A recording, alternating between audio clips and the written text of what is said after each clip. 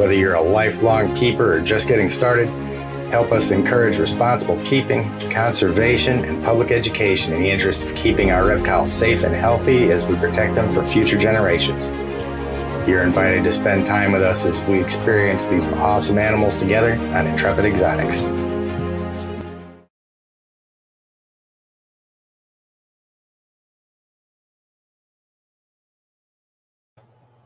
Hey, welcome back, everybody. We made it through another week somehow. Hope everybody had a great 4th of July. And I hope you're ending it with all your fingers and toes. And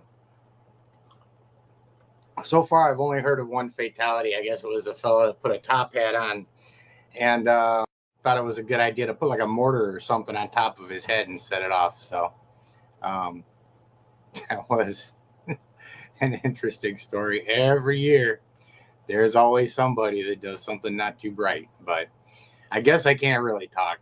I mean, when we was over in the desert in Iraq, every day was 4th of July, and we wasn't always very smart. I remember a couple times me and one of my buddies would be out there, we'd get called to pick up a mortar or something.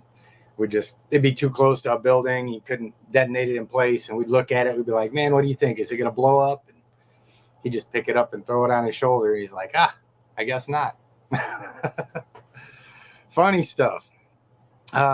So yeah, it's been fun today. Air conditioning's been out for the last 2 days. Finally got it fixed. I didn't know if we was going to be on tonight. I certainly was not going to. Are you going to chill out at all? You going to chill out just a little bit for me? I can't even get the intro out, and you're just going to be all over the place. But yeah, I wasn't sure. Got back from the hills yesterday, and AC was toast. And it was 91 degrees in the house most of the day, so I certainly wouldn't have been sitting in here doing a live stream. But we managed to get the fella out. Quick fix, everything's up and running. And I've had this little guy out most of the day because for some reason, he's got the enclosure that gets hot the most. And his enclosure got up to like 96. So he came out, and he's been hanging out with me most of the day, getting into trouble. He should be sleeping, but he's been out getting in trouble like he always does. So let's see who we got with us here. Tam's trying to stay awake. Somebody partied too hard over the 4th. Good to see ya. There, drink coffee. There is never a bad time to drink coffee. Especially if you've got a Patreon community that likes to keep you on the Zoom calls for 3 hours after the live streams. So yeah, another thing after our live streams here, for those of you guys that haven't been here before, for all of our paid Patreon members, after the live streams, we do a Zoom meetup where everybody just kind of turns their cameras on, shows off their animals, questions, whatever comes up. We got some really cool, really experienced keepers in there, so there's a lot of opportunities to pick brains and learn some things. We've also got the Discord channel for the paid Patreon members as well. And I admittedly have not spent as much time on there as I should, but we've got it set up nonetheless. So it's there. And so yeah, if you guys are interested, absolutely jump on. Everybody helps on the Patreon, man. You guys make a huge difference. Definitely much appreciated. Chris. Yeah, there's a couple of comments here that we was getting before we started up here. He's made it back in. Yeah, and we was talking about the fishing and comparing that a lot to the bird photography. When you're out there on the lake waiting to see a duck do something cool or waiting to catch a bird flying by, it's much like fishing. So I can relate. Let's see. Hey, Slow is with us. Good to see ya. My mother is on. Hey, Navazan, how you doing? Did you peek in tonight and see how it's going? Well, I'm not sitting here dripping sweat, so that's a big plus. The house has finally started to cool down. Definitely glad I came back when I did. So we're all still in one piece. For those of you guys don't know, Allegheny Zoo, it's where I've been spending a good deal of time on the weekends. If you guys have been following, seeing the pictures of the little silver fox pups, the little rescue bird that we found just looked like it just hatched out a couple days before falling onto the sidewalk. He's finally eating on his own and flying all over the place and being needy. And I put up some pictures here recently, the kinkajou and the emus and all that stuff. It's a really cool place out there. So if you guys are ever in Western North Carolina, Northwest North Carolina, there is an Airbnb, cool little cottage up there with the whole petting zoo and stuff like that down the hill. Really cool place and good folks. Nev was a really great person. So, Haulers and crawlers, how you doing? Man, I think all of us are jealous about you being in Canada. I'm pretty sure you guys probably aren't running 90 degrees up there. Morbid, happy 4th of July, man. Hope you're doing good. Oh, let's see. Sam, good evening.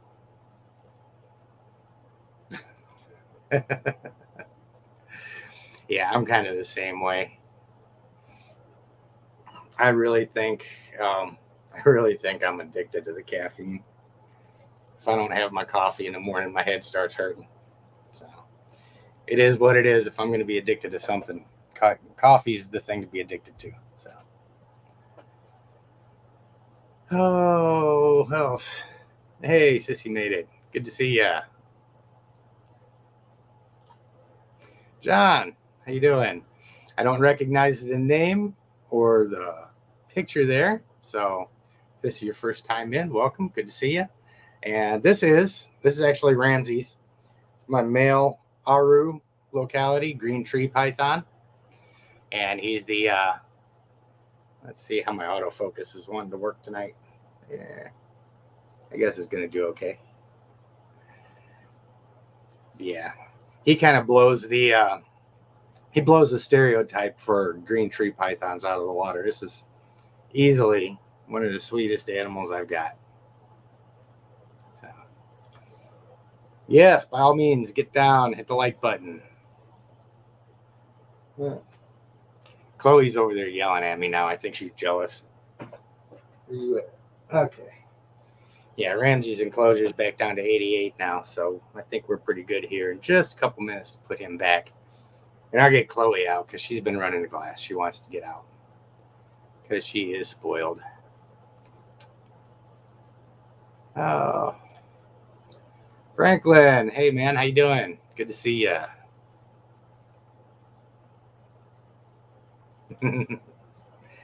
Me too. You guys got to come on. Got to come on and keep throwing the topics and stuff out there. So I've got something to talk about. Of course, I always come on these things. I don't script any of it. I mean, I've got a topic that I want to touch tonight. I'm sure everybody's seen that from the thumbnail. And I'm going to kind of dive into that a little bit and kind of pick everybody's brain here. Because I get so sick and tired of seeing the stuff constantly coming up. This guy fighting his snakes and all that. It just bad mojo for all of us. But we will definitely get into some detail. I'm going to show you guys a couple of videos and some things that I'm thinking about. For those of you guys that are new here, one of the things that I focus on a lot is large constrictor handling. I've got a good deal of experience handling 16, 18, 20, 22 foot snakes. And some of them that really don't like me, that don't like people in general. So spent a lot of time handling, working with defensive animals. We spent a lot of time coaching, like reading behaviors and handling techniques and stuff like that. So, of course, I've got a couple of reticulated pythons. They're great animals. And it's always a challenge with these larger snakes when we're talking about trying to avoid bans and stupid laws about them. Because so many people are so terrified of a larger snake, especially when, the stories come out about, like the Indonesian woman getting eaten by a retic. Well, we could go into detail about how many people get eaten by wild dogs, but we won't. But, you get people like Jay Brewer from Prehistoric Pets out there intentionally pissing these animals off and fighting them and just making them look so much more dangerous than they need to. And that can impact our ability to keep. It doesn't help with the legislation that comes down around these animals, and it makes it real easy to sensationalize them and put us in jeopardy of being able to keep them and work with them. That's, typically I'm one of those, live and let live type people, and I don't really like mentioning individuals very often unless it's absolutely necessary. But I'm really starting to think, I would have thought after a little bit of community pressure started to come down on him, I've brought it up to him personally over messages and stuff, and that just blows it off, which may continue to happen. But I'm really thinking about making a concerted effort to really drill down and get some content out that addresses that, and maybe see if we can get him. My goal ultimately is, I don't want to, I'm not trying to cancel him. I don't want to see anybody deplatformed. I don't want to see anything like that. I just want to see the dude stop fighting the snakes, and stop putting the animals in a bad light. And I would have all the respect in the world for the guy if he would just step back and say, you know what? Some people have mentioned this to me in the community, saying it's not a really good look, me making these snakes bite me all the time and stuff like that. So, I know that there's more calm and docile ways and more respectable ways of dealing with the animals. So we're going to stop doing that, and we're going to start, being a little bit more responsible with them. I mean, and the dude can do that and save face and not look like a tool, and it would just benefit everybody. So anyway, that is kind of what I'm thinking of would be a really great end result if we could all make that happen at some point. Like I said, we'll go into more detail about that. So, hey, Katie, how you doing? Yeah, 114. You must be out in the Southwest. Man, I'll tell you what, I do not miss the Phoenix heat. I know there was, man, I think the last summer that I was down there, we had like 2 weeks. It was over 115. And that's just, God, it's terrible. Such oppressive heat. Jake, how you doing, man? Love the flight helmet. Is that a flight helmet? I can't tell if it's a motorcycle helmet. Kind of looks like a flight helmet. Turtles, how you doing? Good to see you. Hey, Python department. Hello. I don't think I've seen you in here. Welcome. Looks like we've got some new faces in. That's really cool. Actually, I think Retic Fest is actually going on this weekend. I was initially planning on going up there to Garrett Hartle's place up in PA. But, yeah, it's just not happening this year. And I'm really glad I didn't go because, like I said, the emergency here at the house, I would have came back. I'm pretty certain had I stayed away, I would have come back to some deceased animals, and that would have just friggin' killed me. Because it would have been the animals downstairs are okay, down the basement, temperature, even when the AC goes out. I stop up the AC unit, the vents going to the basement, so that I can keep the temperature up in the summertime. Otherwise, the AC will just keep that room cool too. But upstairs, yeah. I'm fairly certain a couple days with no AC up here, and the animals in these enclosures wouldn't have made it. So. Oh, hey, Paige, good to see ya. Hope you guys are doing good out there.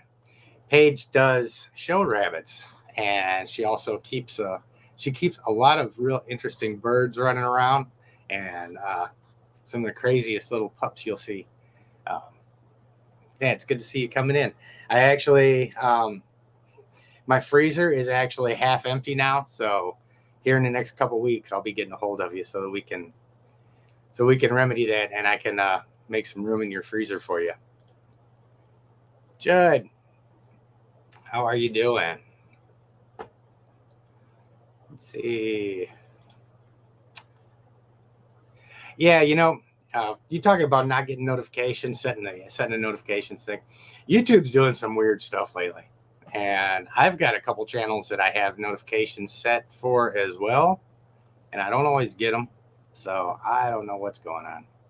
If there's anything that I've got, there's anything that I know I need to do, I just set an alarm on my phone. So that's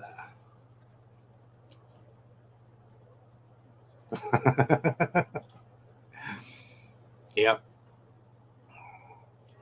Yeah, I can't necessarily say the same. A couple of my bigger snakes, if they you make a mistake with them, they can hurt you. But my littler ones, like this guy and Chloe, who I've got to get out of there. Matter of fact, you're gonna have to go back home, buddy. Your house is cool now. Okay, you good? Come on.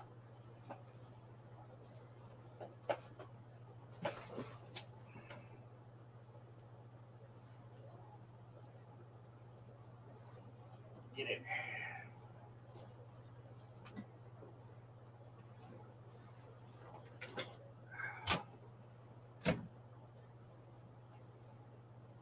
Come on. Come on, you crazy snake.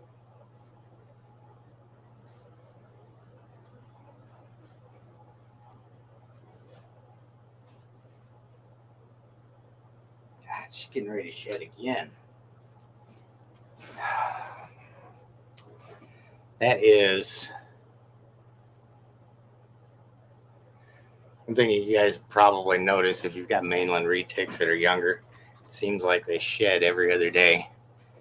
And she just keeps growing and growing and growing. And this is, for those of you guys that are new here, this is Chloe. She is our rescue reticulated python. She's a lavender mainland. And again, one of the sweetest snakes you could ever ask to mess with. Got her out of a pretty bad situation. An empty house was roach infested and cold. She didn't have any heat, didn't have any water, and was in a hide that was way too small for her. And whoever had her before had closed her tail in the door at two different occasions, so she got two really bad kinks in her tail from it. But we got her back. We've got a bond. It was kind of funny because as soon as I went over there and, she was in one of those like front opening Xterra enclosures, popped the doors open. I didn't even worry about a snake hook or nothing. I just lifted the hide off of her, picked her up, and she just immediately came straight to my chest and just curled up and laid her head right there because she was so cold. And from that moment on, we've been good, haven't we?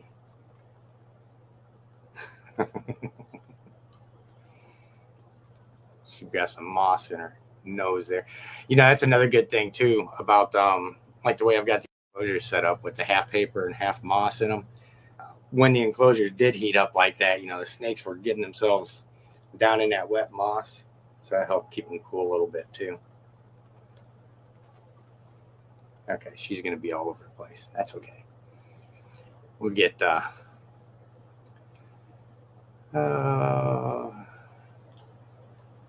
let's see what we got here. It said the woman consumed was rather short, swallowed by a really large retic, 16 foot. Only was 20. Yeah, it's not all that common. Indonesian people are known for being a little bit smaller statured anyway than the McDonald's addicts here in the States. So you can get a little bit smaller snake to get them down.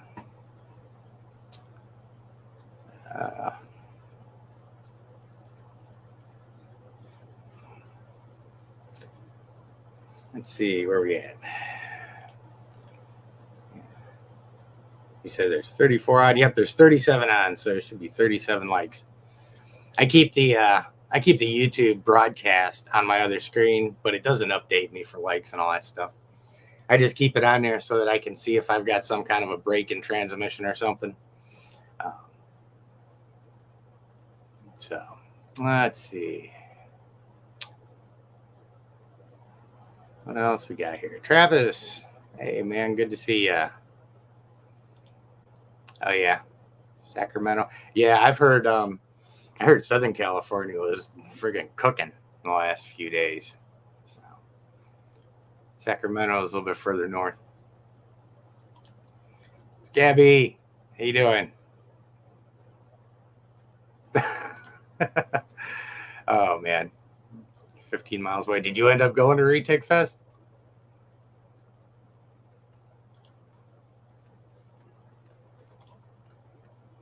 Oh. My mistake. I thought that was Paige, my rabbit supplier, for a second, and it's a different Paige. So. Hey, hard hats on. How you doing? Yeah, she's a looker. She's a good girl, too.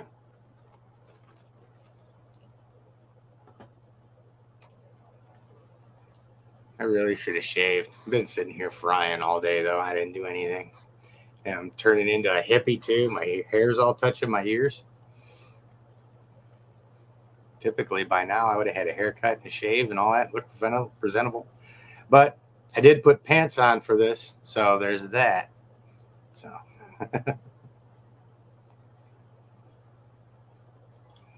Oh, asking what size I feed her. She's on medium rats right now. Medium rats, or the rabbit equivalent, or the medium rat sized equivalent of rabbit. So I get rabbits all the way from like large mouse size all the way to 9 pounds. So where are you going? I gotta keep an eye on her.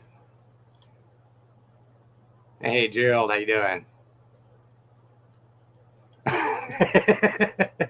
I wasn't going to go into it. I wasn't going to say it.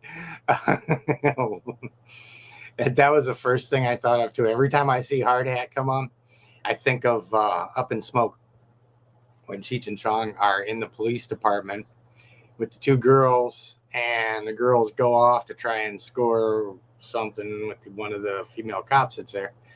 And those guys get on the intercom session, get on the police radio there, and start talking to the cops that are chasing them around over the radio. And the cops' code name is Hard Hat, rather.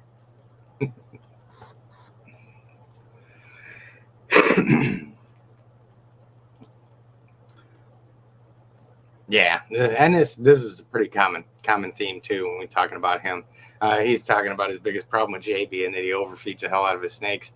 And of course, you know, he's typically got an audience that's not really well educated on reptiles. They're there for the drama side of it, and they think it's cool. And then we look at it and go, man, that is an obese snake, because he just throws food down their necks, man, trying to get them big, trying to get them big and impressive, so you can get attention. So let's see. Caesar, how you doing? Absolutely love that picture, man. One of these days, I need to get down to Florida with the camera and just go absolutely nuts, because I think I could get some really great. I don't know. I'm gonna have to plan a trip down there sometime. I would love to get down there and just photograph the wildlife out of the swamps.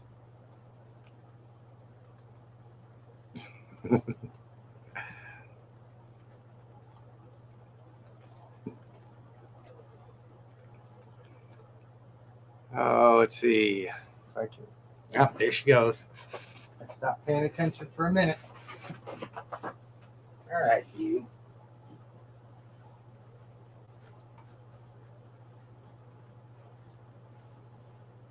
No, let go of that.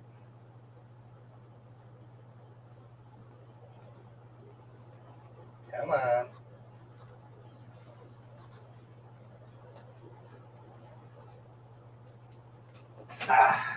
All right, you're going back home.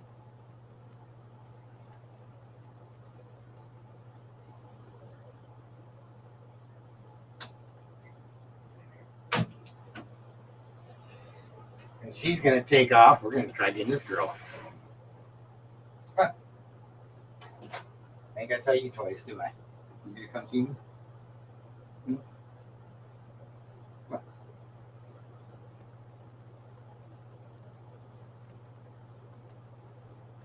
There. maybe Athena, my little Burmese python here, will be a little bit more chill and not take off across the room. Oh, let's see.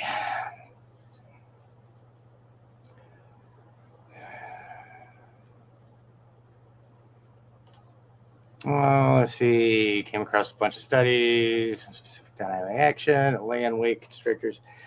Now you feed larger meals, way more time in between. Yeah, that's what I do. My larger snakes, they get, they get pretty good sized meals. They get 7 to 9 pound rabbits, and they eat about once a month. Sometimes it'll be longer than that. Kind of depends. Monty, my female, she has since surpassed my male in length and weight. And just to give you an idea of where they were at, when I got Tigger, he was 12 feet long. He's currently 16, which is the biggest male I've seen. And at the time that Tigger was 12 feet, Monty was maybe a little bit bigger than Athena right here. So she wasn't big at all. I mean, she could curl up on one arm and just kind of hang out.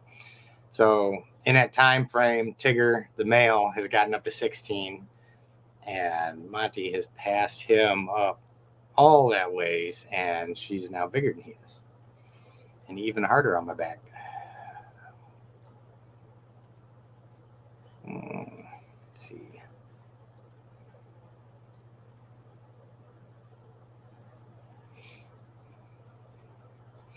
Yeah, I'd seen it. I think I saw something. Judd was talking about Tom Harbin dying. I thought I saw something from at Emily on that on Facebook. So I didn't know him, but it's always bad when we lose somebody in the hobby. From everything I've heard, he was a really good guy. If it's the same guy I'm thinking of, Emily was saying he was like one of the nicest people she'd ever worked with. So we always lose the good ones. The bad ones just going to stay around and be a pain in everybody's ass. And the good ones are the ones that we lose.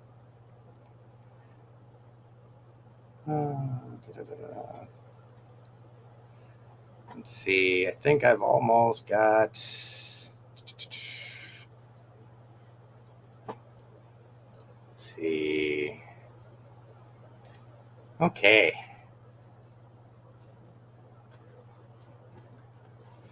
Yeah, this is a really good point, talking about the snake metabolism,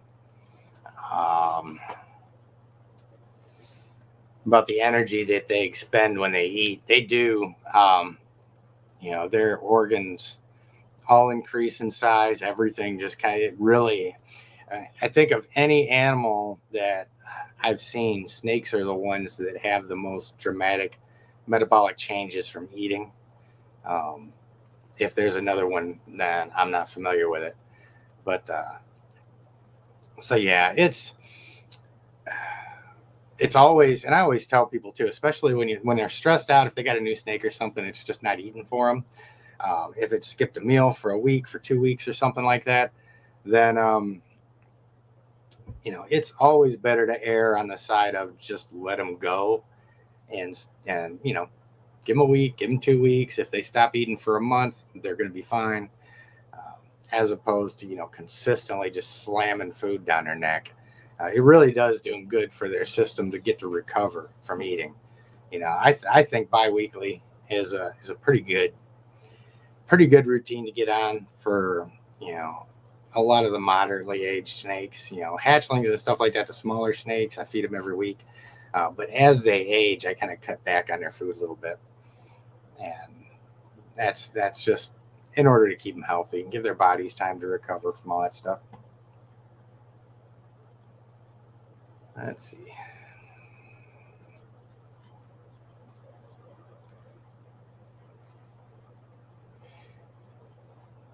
Okay, now we're going to start guilt tripping about being able to get down to Florida.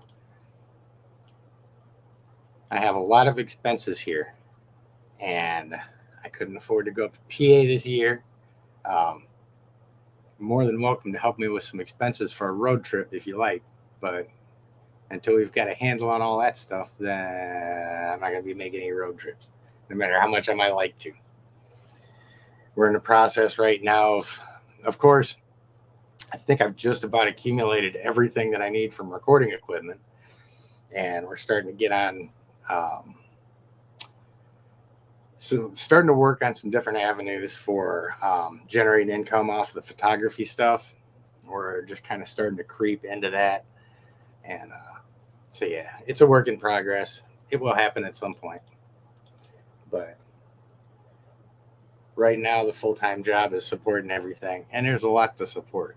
So let's see. Okay, so especially for the new folks here, for those of you guys that don't know, every week I go over the USARK stuff. So I'm going to pull that up real quick.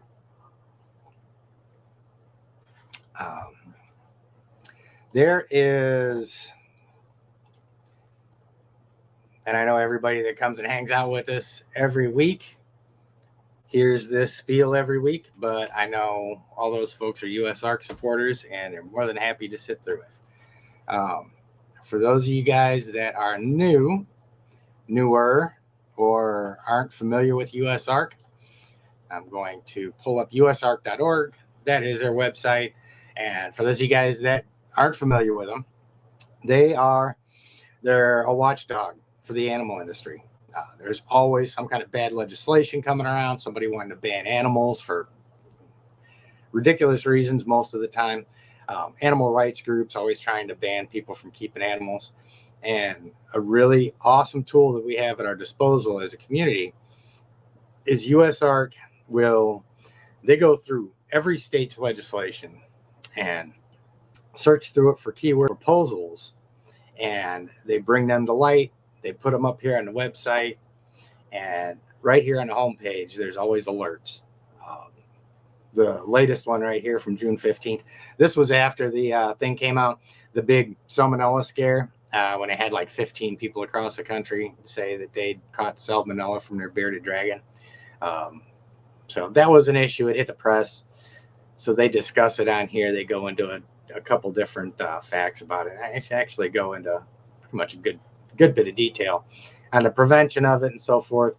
Those of you guys that might have missed that conversation, and from the research I've done, there's like 1.3 million cases of salmonella annually in the U.S., and there was 15 that were reportedly from bearded dragons. And you can be skeptical about that number too, because kid could have picked an uncooked piece of chicken up off the floor and ate it or something and got it from there just as easily. So yeah, what they do is they'll go through all of this stuff, just like this other alert that's up here for the West Hollywood animal sales ban. They find the legislation. They'll link you to the report oftentimes, just like they did here. And if we're in a position where we're generating mail, phone calls, emails, stuff like that, they'll even put up telephone, or not telephone, but like form mail and so forth. And I'm going to see if I can find one real quick. They'll list meetings. And yeah, here's a sample letter that they put out. It's just a generic way of addressing our collective concerns. And of course, they encourage everybody to add your own 2 cents and, add whatever phrasing you want to it. But for those that maybe don't feel like sitting down writing all this stuff out, they make it real easy. And over the course of the beginning of the year so far, there was 5 big ones that were completely knocked down because of what USARK does. The Arizona warrantless animal seizure was one. Colorado had a pet tax for all animals. So if you got 10 goldfish, you're paying a pet tax on 10 goldfish. The South Carolina one, that's still kind of, it's not anything bad. It's just something they've got up there for awareness.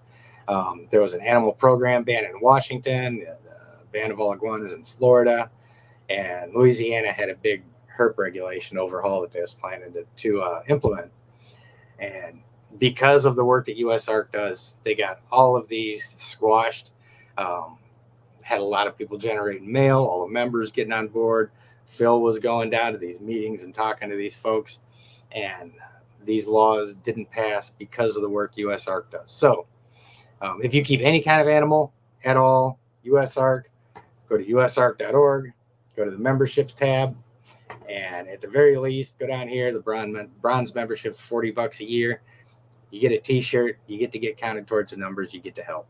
You'll get newsletters, you get updates, and always check in at least once a week, either with me here on Saturday nights or go to the usark.org and just check in, see if there's anything that needs our attention, because that is how we beat this stuff.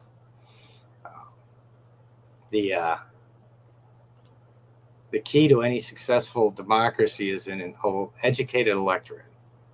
And this is how you educate the electorate, by doing things like this and getting them to act in response to them, so that we don't get screwed and get our animals banned. So that's the USARK part. Got to hit that every time. If you guys aren't USARK members, do so. It's not too late. You can do it as soon as we jump off of here. Laura, you made it. See, everyone's talking about a 2 to 3 year growth spurt. Yeah, that's probably about right. Yeah, I would say that 2 to 3 years was probably about the time frame that Monty grew at her fastest rate. So, hey, Shorty, how you doing? Yeah. Yeah, I mean, cutting eggs in and of itself is that's common practice, but of course it needs to be done right. So I haven't actually watched him do any egg cuttings. So let's see, catch up. Okay, in Washington. Cool. You guys are probably cooking up there too. Okay, so yeah, let's see. I'll go ahead. You know what?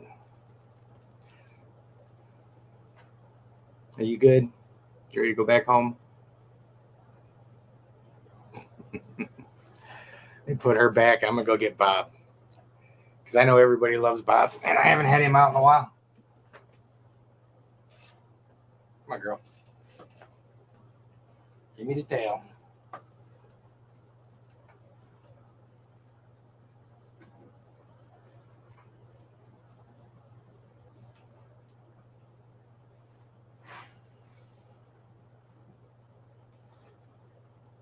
I don't know. You guys might be able to hear him hiss at me when I take him out, because. Hey, bud. Oh, you think it's food time? You do think it's food time.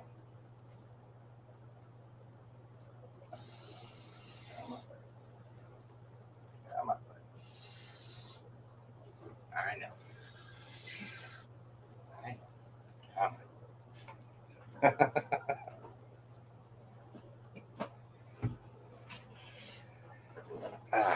There you go. Yeah, that's a good boy.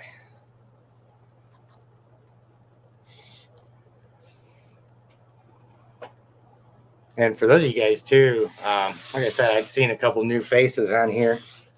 If you're not really familiar with the channel, this guy right here is a bit of a celebrity. This is old Silent Bob. I've got Jay down in the reptile room downstairs. But this is a Sri Lankan python. And they were previously categorized as like a locality Indian rock python, because they're a lot smaller. And they've recently been assigned their own species. So Sri Lankans are technically their own species now. But if you guys missed it, I did a whole series, like 10 or 11 videos with this guy from the first day that I got him, which he was completely terrified. Like the first handling session with him, he probably bit me 15 times, musked all over the room.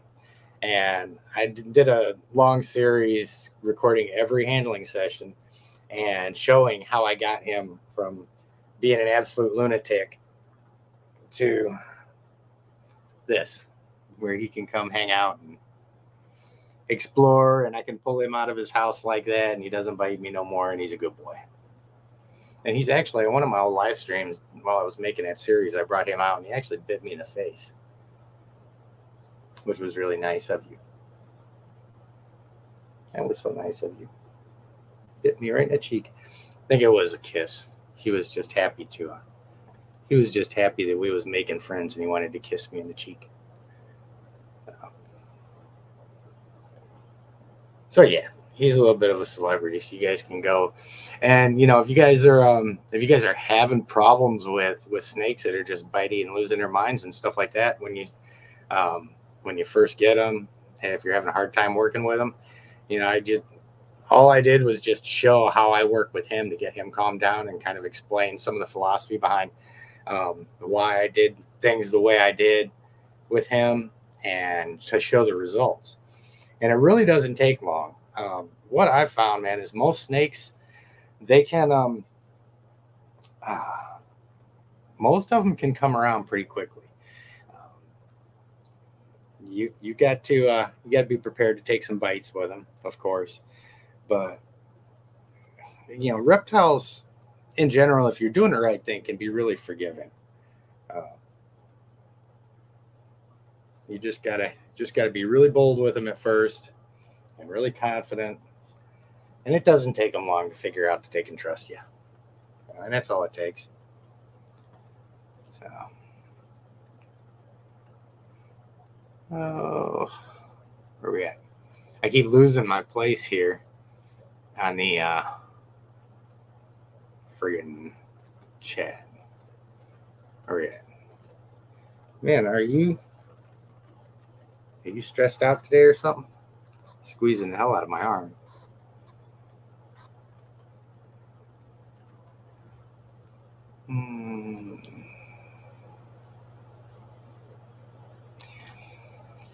Well, and this is talking about the egg cutting. Egg cutting does a lot to reduce the mortality rate on the eggs.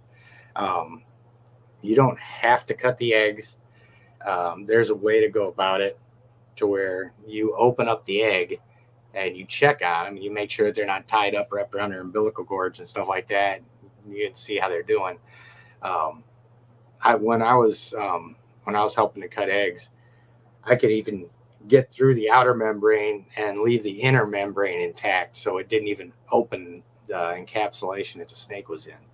Of course, medical school kind of helped with being able to do that, but you will definitely reduce the mortality rate on a lot of snakes, especially if you're doing large scale breeding. The numbers that you'll lose to just letting them try and work their way out on their own will definitely go down. But again, there's a way to do it. And I haven't watched Jay do it, but I'm going to guess he probably does it the wrong way. Yeah. Where we at? Everybody loves Bob. Bob's a friggin' hero.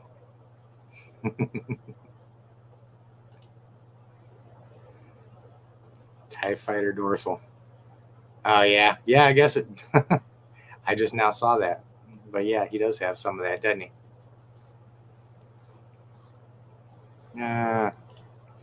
Would I ever consider going python hunting in the Everglades? No. I don't have any desire to kill anything like that. I have no desire to do it.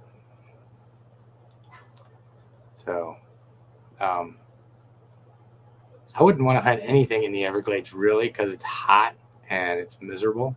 So, if I was going to hunt anything, it'd be up north. And it'd be something. I mean, I used to hunt fugitives. I would do that. I've got no problem at all hunting people, but I really don't have the heart to hunt animals like that. So, not for me. Yeah. Doot. Yeah. He said, gorgeous animal there. Thank you. He knows it too. He is completely full of himself.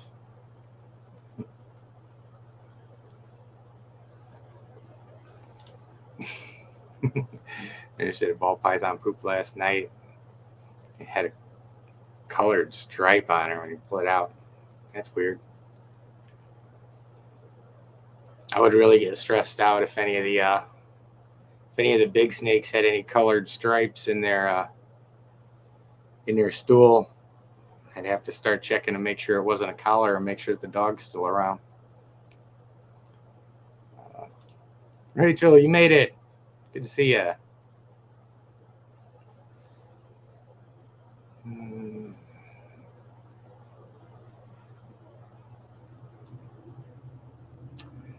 Oh, man. Did I get caught up?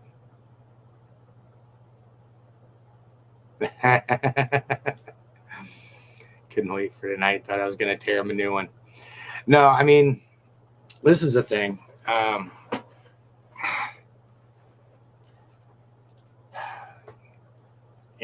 Any of you guys that's kept up with me for a long time, I like to try and keep it positive. And of course, here the last couple months, it hasn't been a whole lot of new reptile videos coming out, just because time is so friggin' scarce these days.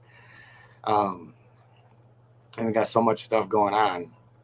But I am going to be trying to get a little bit more stuff out from the zoo as well. So we'll be expanding out a little bit from the reptiles and adding some different species in there. And I'd like to start doing like some kind of brief overviews of different species, people thinking about getting X kind of animal, and this is what they really like to keep. This is what you need to think about, stuff like that. So I'd like to start adding some of that stuff in. And I really... the next thing that snake related that I really think I'm going to be putting out here real soon is going to be a series. I did the series on reticulated pythons all the way from going into their evolutionary background all the way up to enclosures and handling and all that stuff. Did the same thing with the Now monitor. And I think what I'll do is start another series real soon on behavior. Where I really go into every species that I've got here, break down recognizing snake behaviors, and then how to approach them. Because one thing I've noticed now that I've got 300 videos on this channel is that it can be difficult to find even stuff that I've made going through here. If I'm going to find something specific on hook training, I've got a hard time finding what the best hook training video would be. So I'll leave all of that stuff there, and I want to start organizing things into series. So we'll put out the new behavioral stuff, new handling stuff, all in series, starting from square one with a bunch of different species and try and cover as much ground as possible. And plus, I've had a couple views that have changed over the last couple of years too. Some things that I was really adamant about before that I've kind of changed my opinion on, some techniques that I'm a little, that I've changed up a little bit over the years. So, it'll be a good update. And plus it'll make it a lot easier for people to find stuff. So that will be the stuff that's upcoming. And there was something here that made me think of that and say all that. But, I was at Sam saying he thought I was going to tear Jay a new one. But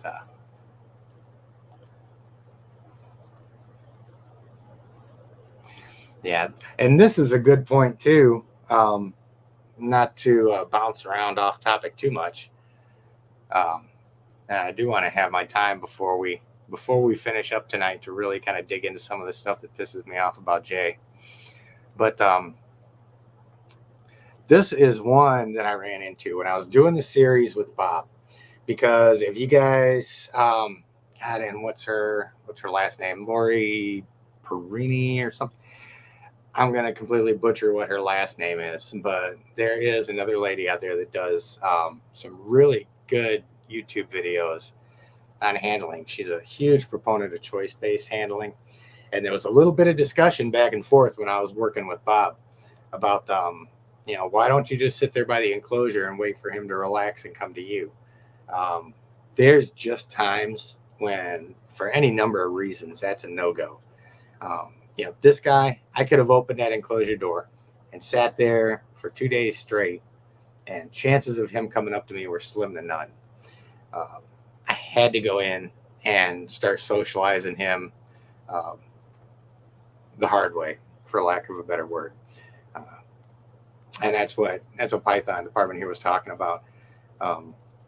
Lori Torini is her name. Yeah. Don't get me wrong. I love Lori and the choice-based handling stuff, but I have some species of snake to get nervous when you just stand around the enclosure. Now I just go in and get it over with. And that's what you got to do sometimes, especially if you're working with larger snakes and a large number of them. If you're in there cleaning enclosures and you've got a finite amount of time to get all these enclosures cleaned, you don't have time to sit there and open the door and wait for the snake to come see you, because all of the snakes would be sitting in filth in 2 days because you wouldn't have time to get to them all. So you've got to know how to go in and move the animals and, safely interact with them when they don't want to be messed with. So that's what we go into a lot with Bob here, and kind of show how effective that technique can be in calming them down. Because really, they just need that time to see that you're not going to hurt them, and they come around.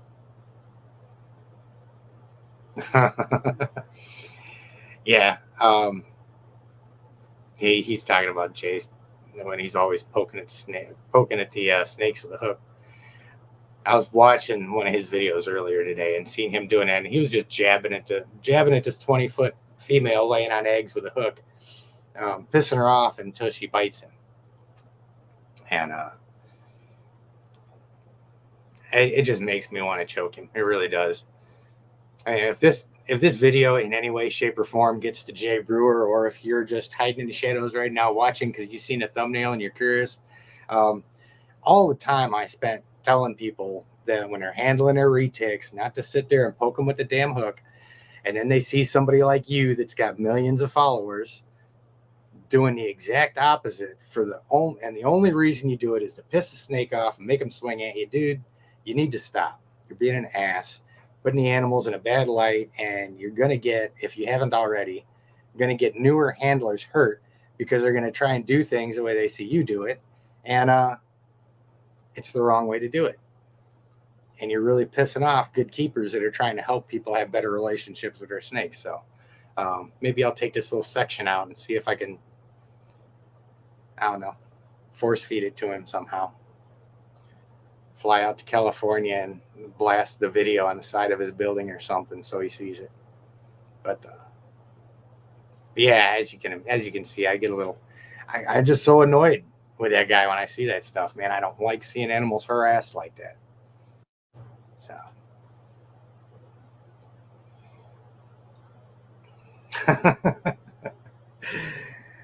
yeah, they definitely do. They learn pretty quick if we don't mean them any harm. And that's all they're concerned about, really. Other than that, they just want to kind of hang out and eat and check stuff out.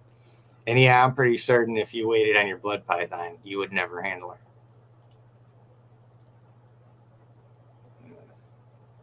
Oh, the Tegu. He's doing good. I need to do an update video with him too, because it's been a long time. I started and I had those days where I had the interactions with him and stuff like that, but it's gotten a lot better. He is. I can get in there and mess with him, and he is not doing the constant striking and stuff like that anymore. So that's really good.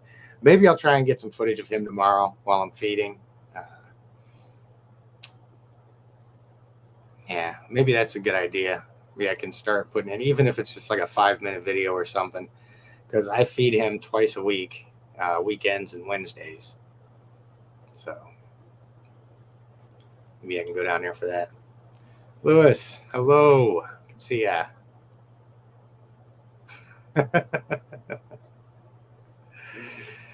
Man, I know. And if I had more space here, actually, if I had more space here, I would have come back yesterday morning with probably a couple fox, a bird, a deer. What else would I? And ducks. There is a surplus of certain animals up at the zoo that I'm always encouraged to bring back. And if I had it doesn't make any difference how big of a place I get. I could get a warehouse and I could easily fill it up in a month. Just taking in animals. I need to. But yeah, I won't be bringing any of those back. If I go down to Florida, I'm just taking the camera and no snake bags. Cool. Yeah, that's yeah, Rachel, and that's like I said. He was talking about how the snake behavior series sounds awesome. It's just I've got to make the stuff on the channel more accessible. Just got hundreds and hundreds of hours of stuff that's just kind of scattershot out there. So you can still kind of find stuff, but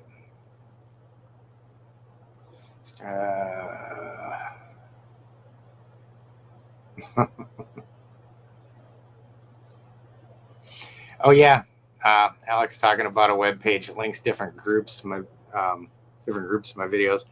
I created a website, intrepidexotics.com. It's online right now. I've just kind of got the skeleton of it put together. It's going to be a combination of when I get it all finished. I'm going to have a description of all the animals that I keep, which I got started.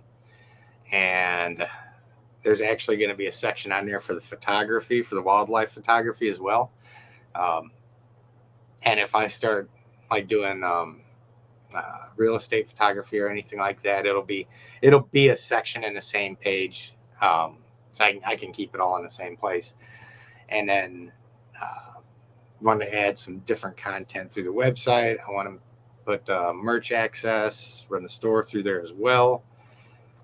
And I'd like to have some like specialized tutorials and stuff. I mean, I know a lot of people that do stuff like this will sell courses through their website and do pretty well. But I don't know that I like the idea necessarily of selling courses. I mean, I put the information out there on the YouTube channel for free. So I don't know. I've been in the process here the last few months, really trying to evaluate a good way to start generating some revenue off of all this stuff that's fair. And like I said, I don't want to put a paywall between helping people with their animals, but I would like to have, and something kind of like the Patreon. I mean, the Patreon is an awesome avenue. That way, if folks want to jump on, get a membership and help support the channel, that's cool. You've still got access to everything else because, it's not like I don't charge for the events that I do. I don't charge for, the video chats. Really?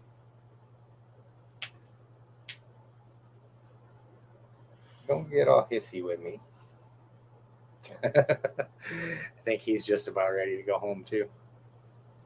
This is too much socializing for you, isn't it? But yeah, I mean, I just, like I said, that's one thing I really like about the Patreon thing, because I don't necessarily want to charge people to help them with their animals. Some people probably do that. I know there's certain creators out there that charge like $100 an hour for their time and stuff, and that's cool. Maybe if I ever get up to 5 million subs, then that may be something that I do too. But until then, we're just here to help people, put out some fun stuff. Come down on Jay Brewer.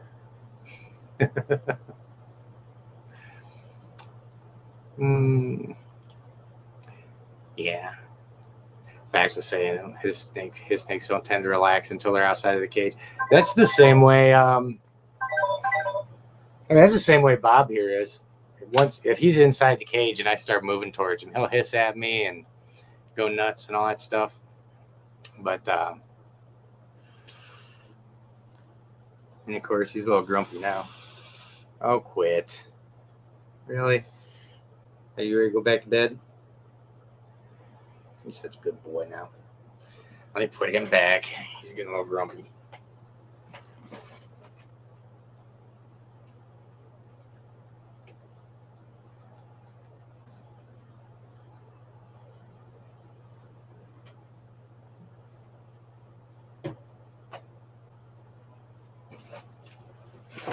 I would take Lilith out, but that poor floppy thing is in shed. I try not to stress her out any more than I have to. Oh, we're at here. Oh, hey, how you doing? Said he's conditioned your snakes to handling. It's the best thing you ever done. It's the easiest thing when they're conditioned to handling. I can just get my snakes out as needed. Yep. Yeah, you've got, I mean, if you're going to keep snakes, you really got to work with them. You can't just throw them in a box and leave them alone. There's just no enrichment there for either one of you at that point, really. And especially if you keep bigger snakes, you really don't want to be anxiety ridden about taking them out to change water or clean their enclosures or something like that. Because, I mean, oddly enough, there's times where if my big male looks like he's in a mood of some sort, I'll look in and I'll go, I need to clean his enclosure. And I'm like, okay, well, let's be careful because I really don't want to get wrapped up or struck by this dude. But he does pretty good most of the time. I think he's starting to come into some little bit of breeding behavior a little while ago because he got a little grumpy. But it happens.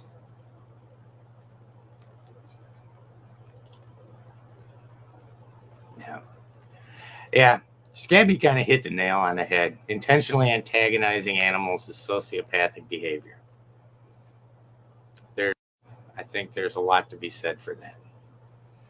Because I'm quite certain, I mean, if you've got no conscience about antagonizing something that's ultimately defenseless and has no say, it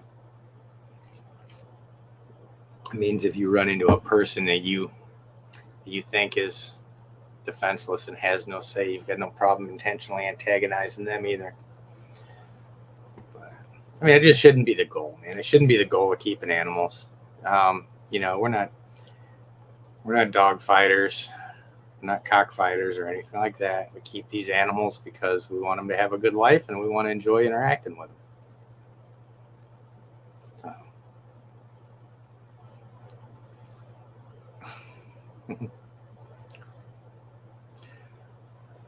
Let's see. Yeah, ducks are free. No, there's a oh man, I guess if I'd have had more time today and I wouldn't have been sitting here cooking, I could have probably had some more pictures ready for you guys. Let me see something really quick. If we run a little bit later, that's okay. And these are the raw files too, so okay, this is going to take forever. Let me see if I've gotten any of these. Yeah. I'll have to come prepared with more. Oh, wait, here we go. Talking about ducks.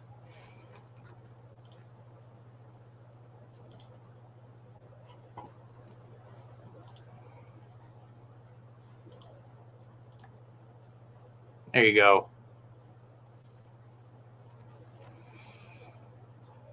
Out there at the zoo, you go out in the morning to have coffee, and Mama and these little babies are right up there with you. And I've been instructed to bring some home with me, but I don't have any place for ducks. So they are really cool. Really cool little guys.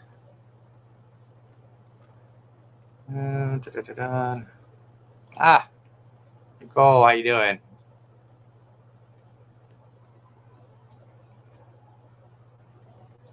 Good to see you. Make sure nobody starts hitting people with chairs.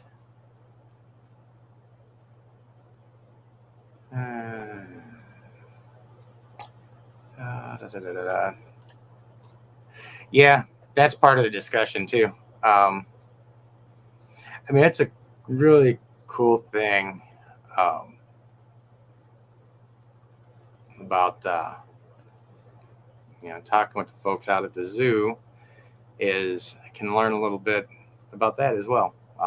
Had a suggestion made about starting a 501c3 or something like that, and getting on as a nonprofit. So, like I said, it's definitely a possibility, and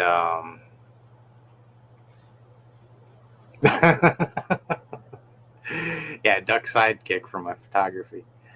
That would be nice though, if I could take them out now and get them trained up. That way I could go out to the lake and just cut them loose, tell them what to do.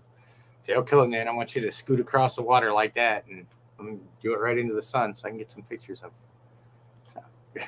So.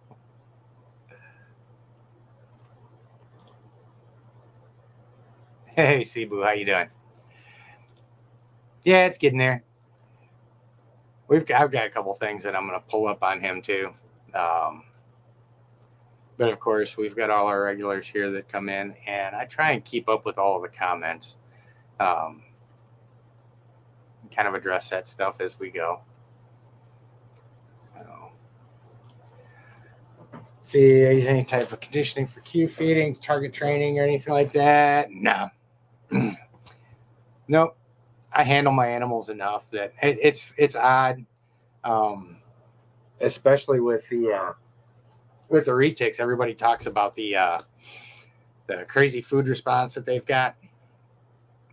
All of my snakes get handled so much that when I go in to offer them food, probably 99% of the time they stop and inspect it before they strike, because they're just so used to interacting. When they come out, they actually stop and it's like, oh, okay, yeah, this is food. So that's good. All right, so let me make sure I didn't get too much of this thing. Hey, Avery, how you doing? Yeah, and there's fortunately a lot of the reptile channels that have really been negative for our animals have started to go by the wayside. So, hey, Samuel, thank you. Let's see, Tricia says she went to Prehistoric Pets 2 weeks ago and was less than thrilled with a lot of things going on. You won't be back.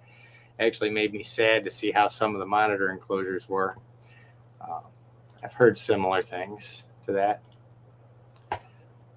Octopus with no friends. How you doing? Oh, cool. Always good to get the enclosures done.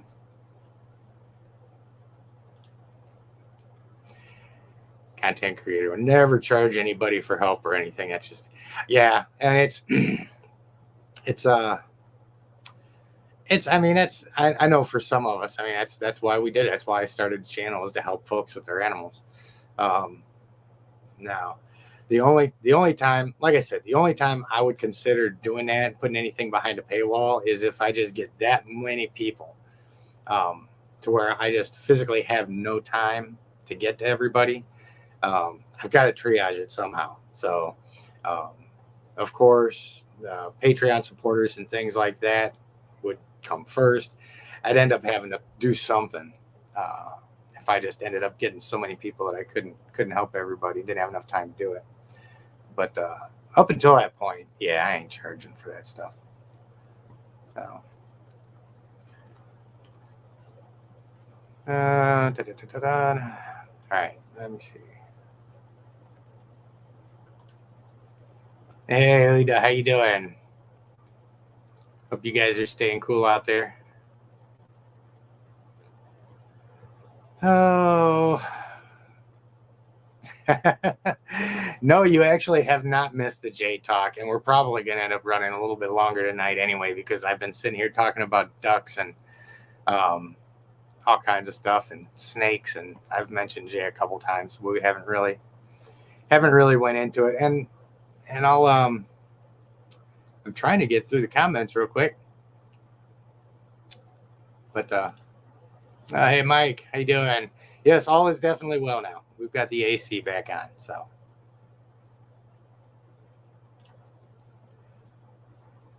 Hey, Tara. Yeah, I thought I was going to Retic Fest too until I bought a bunch of camera equipment.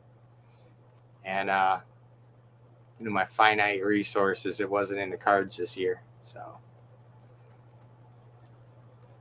we may make next year.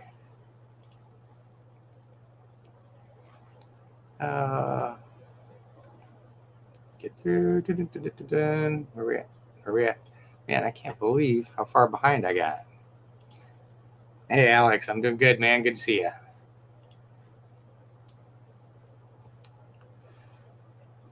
Okay.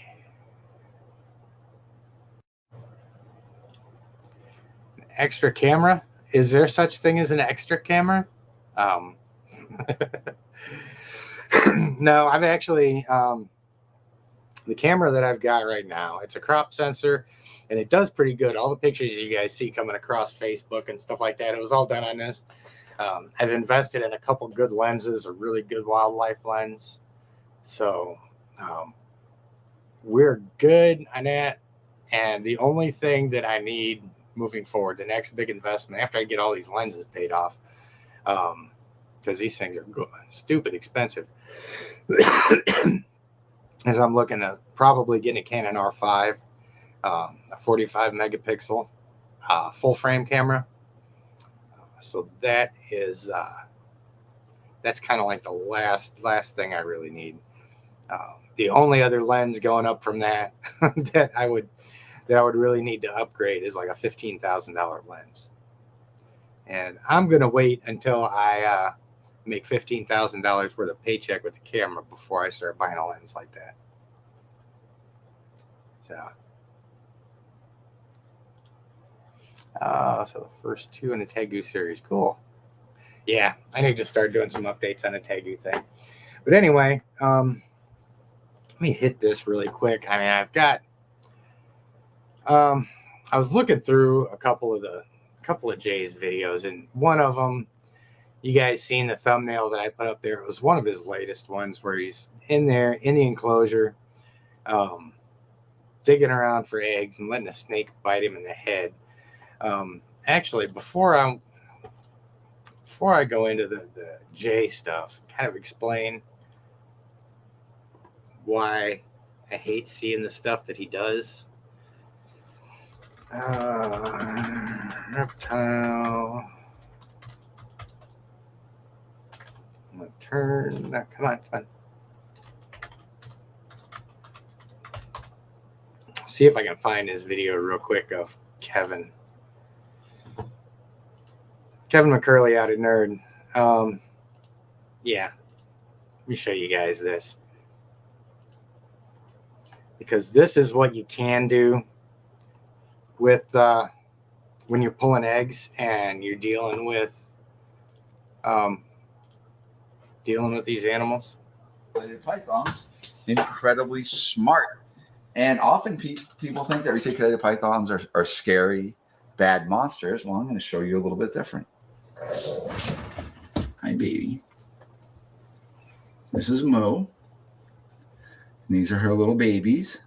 So Mo is bonded with her babies, and I'm messing with her babies, and she still is really tolerant of me. This is really a very, very unnatural event. So we have a snake at the state right now that's the most protective of something that she values, which is a brood of eggs. And so she's trying to figure this out, which I can accept. I'm an annoyance. Hi, baby. I love you. That is such a wonderful animal. But this is indeed a reticulated python. This is the longest growing species of snake in the... So anyway, there's an example of what we can do, and in my opinion, what we should do when we're breeding animals. And, we need to respect them. We need to learn how to manage them peacefully. And it was so awesome to see Kevin when he decided to maternally incubate this clutch and then go in and start interacting with her clutch, with her in there, and showing just how docile these animals can be when they trust you and they know you're a decent human being. Now let's go from that to our Jackassosaurus over here.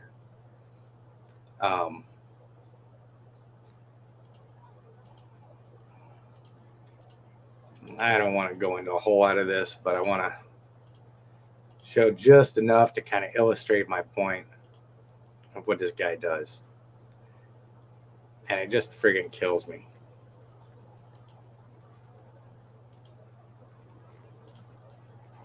All right.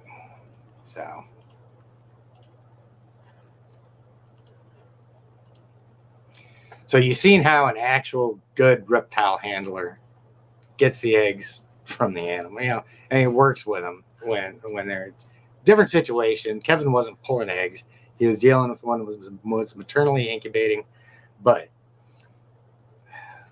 this is the entire premise of most of this guy's stuff. Whenever he's working with his big snakes like this, this is the kind of shit that he does. And I'm going to give a little bit of background before I start going off here anyway. Now, I'm not a snake breeder. I have some good friends that are really awesome snake breeders. I've been involved in pulling clutches of retic eggs before. Never once been struck at pulling clutches of eggs. And I haven't been doing this stuff for 30 years. So Nitwit right here, as long as he's been doing this, he knows how to get those eggs from those animals without stressing them out. And the most common consensus that I have heard from all the breeders that I've talked to is really simple. When a mother snake gets done laying her clutch, she's really exhausted. And that's the best time to go in, lift her up, pull her clutch out. She's tired. She's not going to want to fight in many cases. If you give that snake time to rest and recuperate and start to, I guess, kind of bond with her clutch, then she's going to be a lot more likely to fight.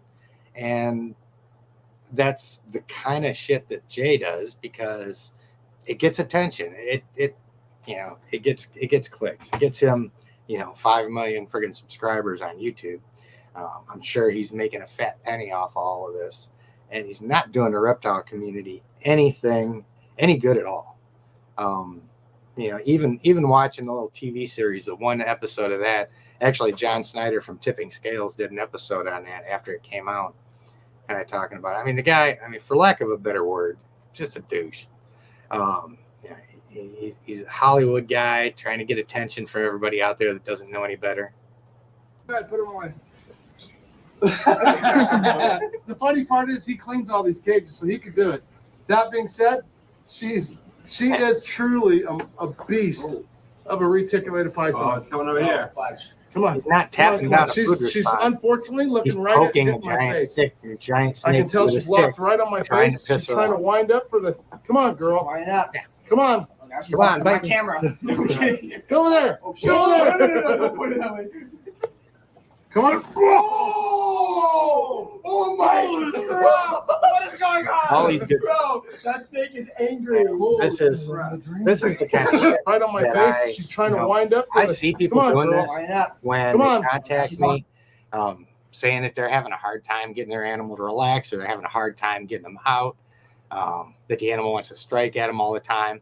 And it's something that I see all the time is people, and not just people being dumbasses like Jay here, but people who are genuinely trying to have a good relationship with their animal. And, like if we get on a video chat or something, I'll see how the snake's reacting. And I always kind of let the handlers kind of do their own thing at first, so I can see if they're doing anything noticeably wrong every single time. And like I said, it's not bad intentions on their part, but they're overusing the hook.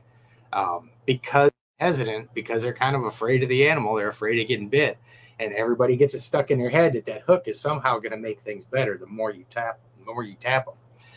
And I've got a couple of videos out on this where I go into detail about the fact that snake hooks are intended to be used really briefly to communicate with the snake. And that's it. If you've got you cannot hook handle a snake that big. You just can't do it. You've got to hand handle them. All you can do with it is if you're going in and you're breaking a food response, you tap them until you see the body language, you see the signs, and then you go in and you start handling them. If you've got one that's really defensive and they don't have a food response and you're not comfortable just reaching your hand in, then you'll put the hook in there just enough to kind of get them used to the sensation of being touched for a second. And then you'll either use it to guide their head out of the way where you can safely reach in, or a lot of times what I'll do is I'll just kind of, slide it over them, tap them a little bit. If they don't move, I'll keep the hook between their head and my hand. And you're not really going to block a big snake. If they decide to strike through that hook, they're going to do it. But it's just a little bit of a barrier there so you can get your hands on them. And putting your hands on the animals is how you get the trust. That's how you build a relationship with them. Poking them with a stick is how you piss them off. So this stuff right here is just, it's so sad to see somebody catering to stupidity, which is all this is.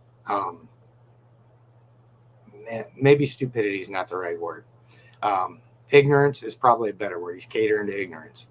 Because, if you look at this guy's out there, Southern California, and he's got all this money around him and stuff like that, and a lot of people that don't know anything about these animals. And he goes in and makes himself look bigger than life, stuffs these animals full of food until they're obese to the point where that they've got organ issues because of it, just because he wants to be as big and as loud as he can possibly be. And it really impresses the people that don't know anything about these animals. But everybody that I've talked to, I can probably count on one hand the number of people that have actually defended this guy. And it's, I don't understand how he doesn't have any more pressure on him. I'm a little channel here. I'm not even 10,000 subs yet. He's got 5 million. And, I know there's a couple people out there that, and I actually haven't seen a whole lot of them, but there's a couple people there for a while that, they made their entire channel after going after people and things like that and just stirring the shit pot for no reason. But, outside of that, I really don't know too many people that really do bigger call outs of stuff like this. So, what I would personally have as an impact on this, I'm not sure. It would all depend on how many people got in front of it, But I would really like to, and this is kind of what I'm running through, and I know I'm not keeping up the comments right now. But, I'm known for keeping a pretty positive tone on a channel overall, but I'm also not known for mincing words and speaking pretty directly about things. I've hurt a couple feelings in the time that I've had this channel, but it was all on basic issues of right and wrong. And that's what I think this is. If you look through all of my videos, I always talk about reticulated pythons being such a double-edged sword. And it's hard to really talk to people about it because it's so dependent on the person that you're talking to. People talking about, should I get a retic? Are they too big for me? Can I handle it and all that stuff? It is so dependent on the person. It's not the person's stature. I've seen small framed 110-pound people work with 20-foot retics before. And I've seen big guys that get in there and they think they're going to be a stud and they get locked up by that snake for the first time and start shitting kittens, So it's not about that. It's about being willing to work with the animals and learn their behavior. And you can't, and got off on a tangent here because Jay pisses me off. Retics can either be the easiest animal in the world to keep or the hardest in the world. They can go to both extremes. It all depends on the handler. I've worked with some retics They were just frankly scary, frightening animals. And I've got retics here that I would trust more than any person I know. It has everything to do with the person. And this is where stuff like this really comes in, because you can't, as a matter of fact, Jay really understates how dangerous these animals are when he does this stuff. The worst bite and wrap I took was from a 16-foot female. It was a food response. And that snake got a hold of me, instantly had me wrapped up. I had to have help getting the snake uncoiled from around me. We got permanent tendon damage here. And I mean, a couple little cuts. It wasn't bad. It was a well-managed bite, so I just kind of had the pinholes and stuff in it. But I mean, I've seen people get their hands broken from bites before. I've seen somebody almost going unconscious because of the just from being constricted around their neck before. And I've seen some really gnarly slices from big retic bites before. Tendon damage, artery damage. It's all serious stuff. And the thing about watching Jay is you notice he never gets bit bad because he knows what he's doing. He's been doing this shit long enough. He knows how not to get hurt. So he makes it look like it's not a big deal to have a snake biting the side of your head, or to have that snake just barely missing your neck when it's biting you. He knows how to play this off. He makes the snake look mean and aggressive and all this other stuff.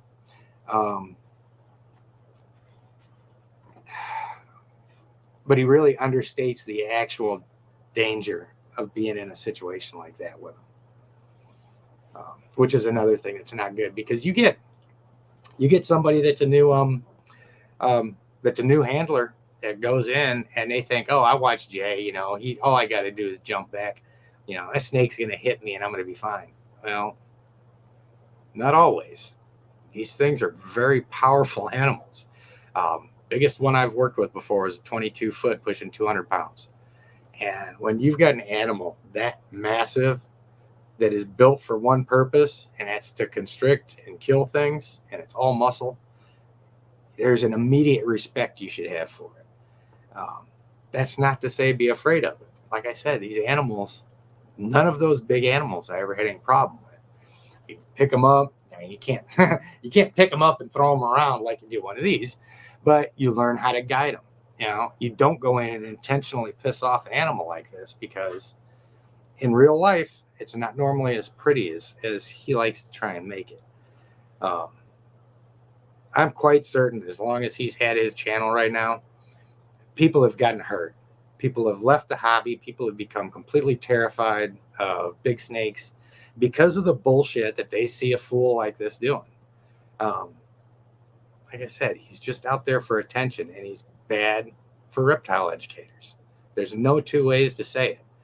He's got all the cool facilities and everything out there, which really kills me, man, because if I had facilities like that, it would be full of healthy, chill animals, and I would have people in there every single day, spend nothing but my full days just taking them out and showing people how to work with them, man. It would be great. And he's wasting so much of the stuff that he's got out there, just being a fool. It really pisses me off to see it. And it makes it tough when you're trying to educate people on these things. You've got a jackass with this big of a following being a jackass. Just like this other video, I'll pull up real quick. This is off the thumbnail. This is another example of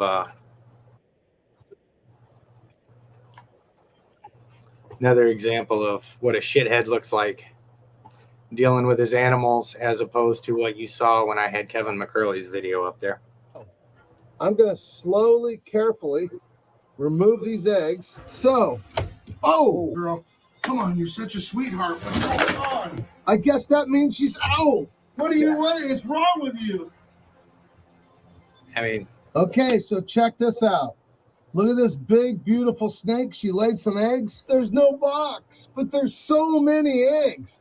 So you can see she's really beautiful. I'm not going to touch her because there's so many eggs that I can get before I have to bother her. We got actually, both of us are inside the enclosure. This is a normal size from a few hours ago. That being said, around let's see here. what we got here. Oh, man. So, I guess that means she's not too happy about me taking her eggs.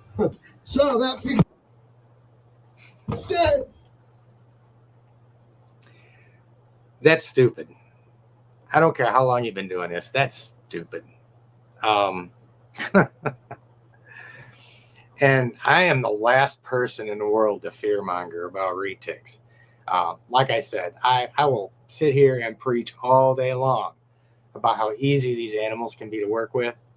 But if you get a 20-foot snake and you're being a dumbass and you're down there on the floor like that, if you screw up and that snake gets a hold of your neck when they bite, even if they're not trying to latch on, if their mouth is open, they get the side of your neck and those teeth rake across it, you're toast. You're done.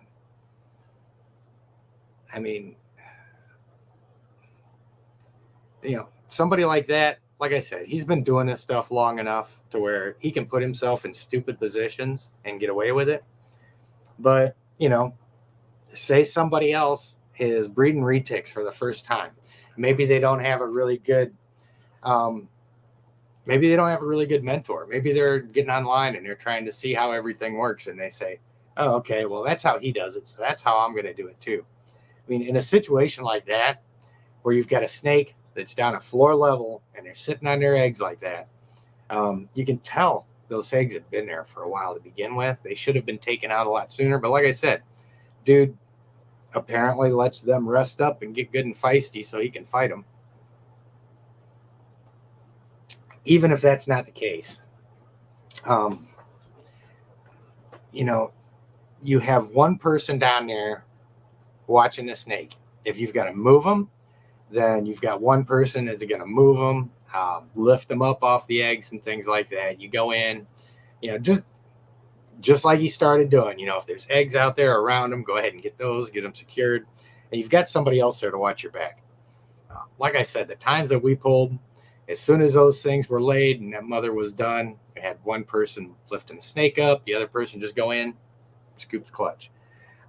If the snake started getting squirrely, then you don't have both of your hands under an animal around a clutch of eggs with a 180-degree open mouth coming at you. There's safe ways and common sense ways to go about doing this stuff. And he does exact opposite of all of that. It's just, God, it chaps my ass to see somebody do things that's that stupid and be that successful at it. So,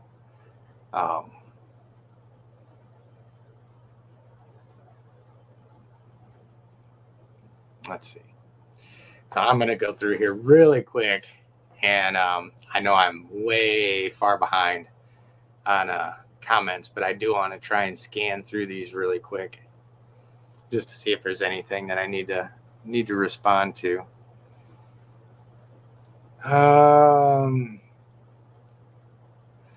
Yeah, I think the last one I saw was Chase saying that he made it. Okay.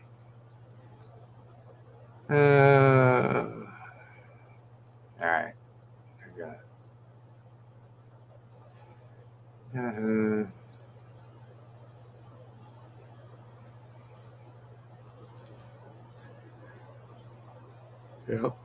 There are a couple people in the comments here pointing out things that, about Jay's animals being fat, overfed. Yeah. That guy in that first video of Jay's where the guy's like, oh boy, yeah, I get to watch Jay make an ass out of himself again. And Avery was talking about, don't see how he got that many subs.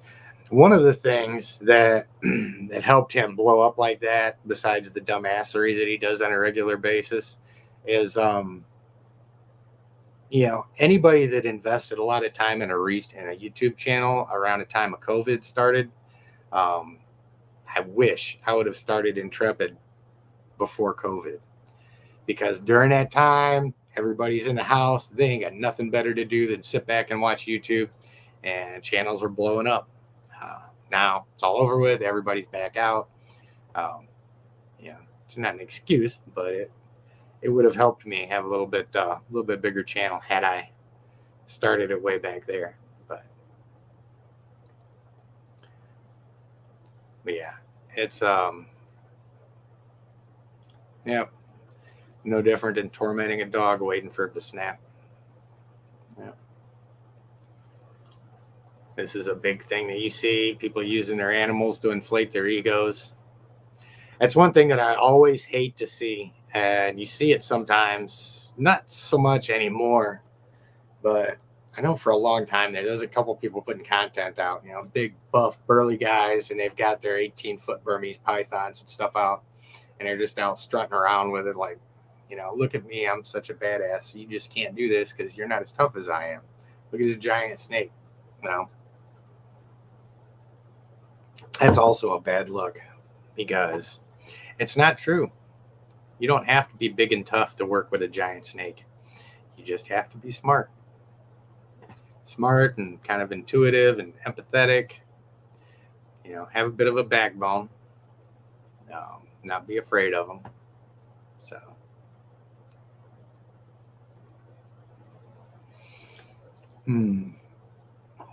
Yeah, he's talking about, Jay not being the only one. YouTube being full of egomaniacs used to inflate their egos. That's fairly common. Fairly common. Let's see.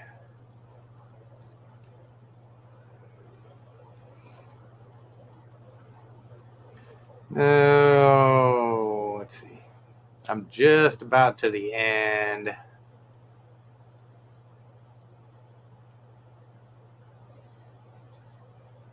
I know I'm skipping through a lot of these. I'm just kind of scanning through to see if there's anything that I really need to point out. Oh, yeah, talking about disclaimers. I mean, the disclaimer in this case should be, I'm a dumbass, don't do what I'm doing. I mean, I know, I've got to put disclaimers out when I'm downstairs working with my 13-foot male Burmese python, and I open the enclosure door and he comes straight out and lands on my shoulder or something. Because I talk so much about tap training and, not taking a food response bite.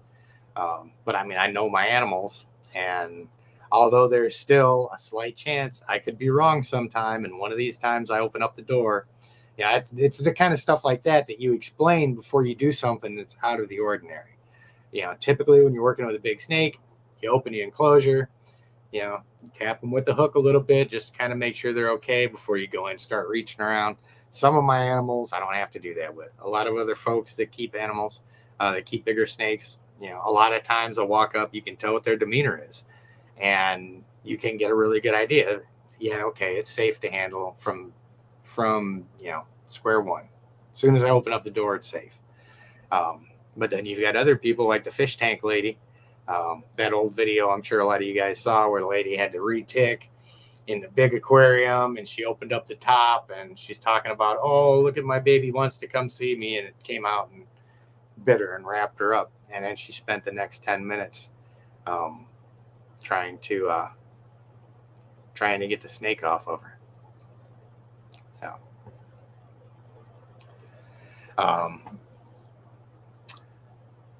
which is another good point too, that I'll just throw out there since we're kind of on the topic of bites. One thing to really make sure of for anybody that's keeping the bigger snakes out there, I know we always talk about having a second person available, having a second person there. If you're working with a snake that's over like 10 feet long or something, it's going to be a little bit different. The comfort level is going to vary from person to person. Some people might want somebody else there with a 6-foot snake. Some people might walk up on a 16-foot snake and say, Okay, well, yeah, now's the time I should probably have somebody here. But whatever it is, based on skill levels and strength and handling ability and all that stuff, have somebody else there. And when you do have somebody else there, before you start interacting with the animal, make sure that you're telling them what to do. When you've got somebody there that's never helped before, it's never been involved in a bite, once you start getting bit, it's too late to try and explain it to them, because they're shitting their pants. All of a sudden they see a big snake wrapped around you, and their adrenaline's kicking in and you can't think straight. So before you ever touch the animal, you let your second person know. Say, hey, if I get bit, there's a bottle of Listerine over there. That's one of the things we can use. Let's bring it over, make sure it works. If they get a hold of me, I can't get a release, maybe shoot some of that up into their pits. And then we're going to work on, I'm going to hold their head. You're going to start to unwrap them from the tail, and we're going to get them down on the ground, try and get them stretched out and get them released. And it's just a little 30-second blurb like that. Just so that people know, if they're supposed to be helping you, they need to know how to help you. And that video with that lady when she got bit and wrapped, they're trying to friggin' pry the snake's mouth open with a hook and all this other crap, trying to uncoil it from the middle and just doing everything wrong. And the whole time, man, that snake is just going like this, and you can just see her bleeding all over the floor.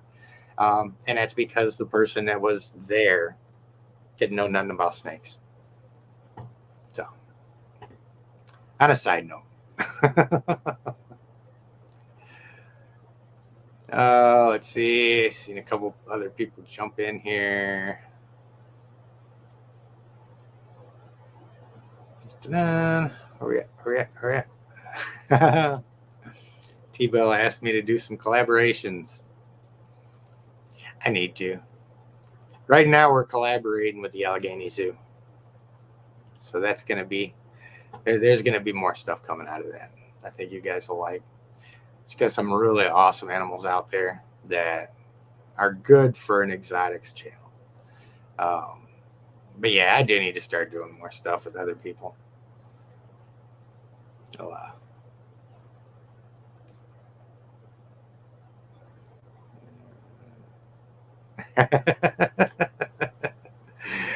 Buff and burly and intimidating in the right light. You're absolutely right. In the right light. If it's dark and I stick a flashlight under my chin, then I'll be buff and intimidating. I'm not. I used to could. If I was 20 years younger, I might could again. So, yeah, we'll get to. I mean, the sub count's gonna come as it comes. I just, like I said, I've never forced anything with this channel, and there's going to be slow times. There's going to be times when I've got a hard time pumping out a video a week. That's why we do the weekly live streams. Because if I'm in a position where I've got too much stuff going on and I can't get a video out, then we can come on here live and we can all chat, talk about stuff, whatever we need to, whatever comes up, and maybe give me some better ideas for new videos that I could maybe be making. So. Yeah. And Gerald hit the nail on the head too. It is animal cruelty, and I'm trying to. I've got a hard time, and it's really funny because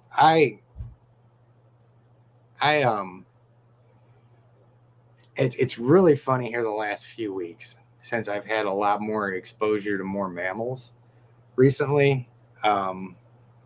I find myself treating every animal the same way I treat the snakes. Not wanting to just reach out and grab, and always trying to just kind of let them start to accept my presence at first and ease into everything, which is how you should do it anyway. There's always times where you got to move fast, you got to reach in, you got to hurry up and grab a snake, pull it out. If it's really defensive, you just need to get it out of its enclosure. If you've got a mammal that you've just got to get your hands on to do something, sometimes you got to do that. But I couldn't imagine going downstairs to my big retic and just slapping her with the hook until she got pissed off. I couldn't imagine doing that to one of my animals. And there's something wrong upstairs with anybody that does, in my opinion. I mean, these animals are, we're their stewards. They're already in captivity, and there's differing opinions on what their comfort level is in captivity. Some people are going to say, yep, they're perfectly comfortable, they're fine, they're stress-free. Other people say, oh, they're miserable in captivity if you don't have a zoo to put them in. So there's the whole range of opinions in there. And there's always truth, positives and negatives scattered in there with everything. But one thing that we can control is how much respect we have for them. Not everybody can have a zoo style enclosure for their animals, but you can treat them well. You can interact with them a lot. They can be comfortable with you. And just like this thing with Jay, man, it doesn't make any difference how nice your facility is, how much money you're making off of them, how everything looks like a zoo, and how much attention you get. Disrespect your animals, then none of that means anything because they don't like you. They're not happy. Snakes can like people, and they can be happy. Perfect example right back here. I can open up any of these enclosures with the exception of Bob because he's still a little bit of a shithead. But any of these enclosures out here, I can open it up, stick my face down in the enclosure, and never worry about getting bit. I do it every day. Chloe, when I come out here in the morning, she'll have her nose right there on the glass. Come up, I'll open the door, and I'll just stick my face down there and say good morning. She comes up and licks me in the nose. And that's not because she's small. I could do the same thing with Monty downstairs, my 17-foot retic, my 6-foot Nile monitor downstairs. I go down and I open up the door, and he's to the point now where if he's up there basking, he'll run down the log and start coming at me. Like, hey, how you doing? Come sit up. Actually, I need to record this one of these days. I went down, and it was the coolest thing. I wish I would have had a video running for this. But I went down there, and sometimes when I come around the corner, I'll look into his enclosure, and I'll see him in his tub just with his mouth, or just with his head, his chin rather, sitting resting right on the edge of the tub. And sometimes, most of the time, I've just got to open up the door and go sit in the enclosure because he looks like he's lonely. So I went in here the other morning. I sat on the stump next to his tub, and he had his chin on the tub, and I just started talking to him. And I told him his story about the little mangrove monitor that I got before I got him. Told him his story all the way up through everything. We sat and talked for about 20 minutes. And he turned, and he had both his claws up there, and he turned towards me, and he just set his chin on his claw the whole time I was talking to him, and just sat there staring at me. And after about 10 minutes, his eyes would start to close a little bit, and then they'd pop up and they'd close a little bit. And it was just, of course he didn't understand a word that I was saying, and I'd look crazy if anybody came down there and saw me having a serious discussion with a lizard. But it's that whole experience of being in their presence and having them hear your voice. All of that is soothing once they're comfortable with you. And that's the kind of relationships that we need to focus on having with the animals that we keep. And not be an asshole like Jay. So.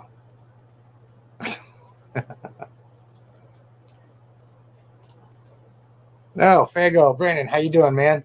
Good to see you. Oh, yeah, that was the last minute. He said he had to jump in and applaud the thumbnail, and he agreed wholeheartedly.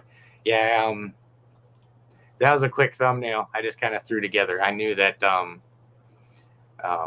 that was the last thing that I'd seen. Actually, there was one other thing that I'd seen Jay put out recently that really got under my skin. It really kind of motivated me to start putting this whole idea together of the video that I'm going to make. And like I said, before I did so, I wanted to do a live stream in it where I can come in real time and show you guys what I think And if any of you guys think I'm wrong or off base or full of shit or need to reevaluate something, I know all of the honest people that are in the little Intrepid community aren't going to hesitate to let me know if they think I'm off base. So, because I don't want to make it just personal. From my perspective, I want to do what the community wants in that respect, you know. So,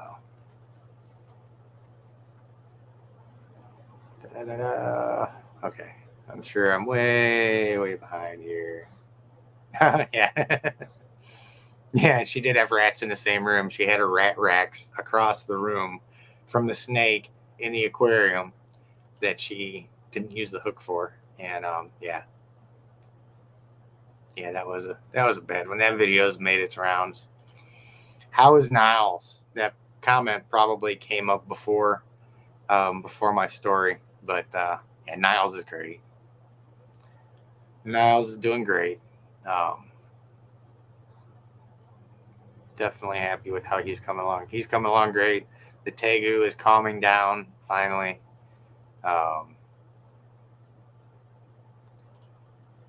Yeah, this is a python. He was talking about people get into big snakes for the first time, rushing the process by buying an adult, and it usually goes wrong and leaves a bad taste in their mouth. Yeah, it's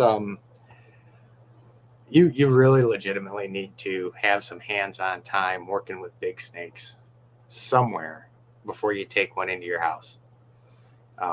Because just like the last video that Kevin put out, he was talking about venomous snakes. I think it was when it came out yesterday or today. You take on that responsibility when you've got a dangerous animal there. So if I've got king cobras here in the house, if I leave an enclosure unlocked, if the snake gets out, if somebody comes here, they just open it up, they get bit, they get killed.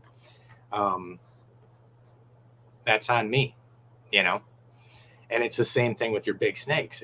I've got the biggest one I've got here is my 17-foot retic.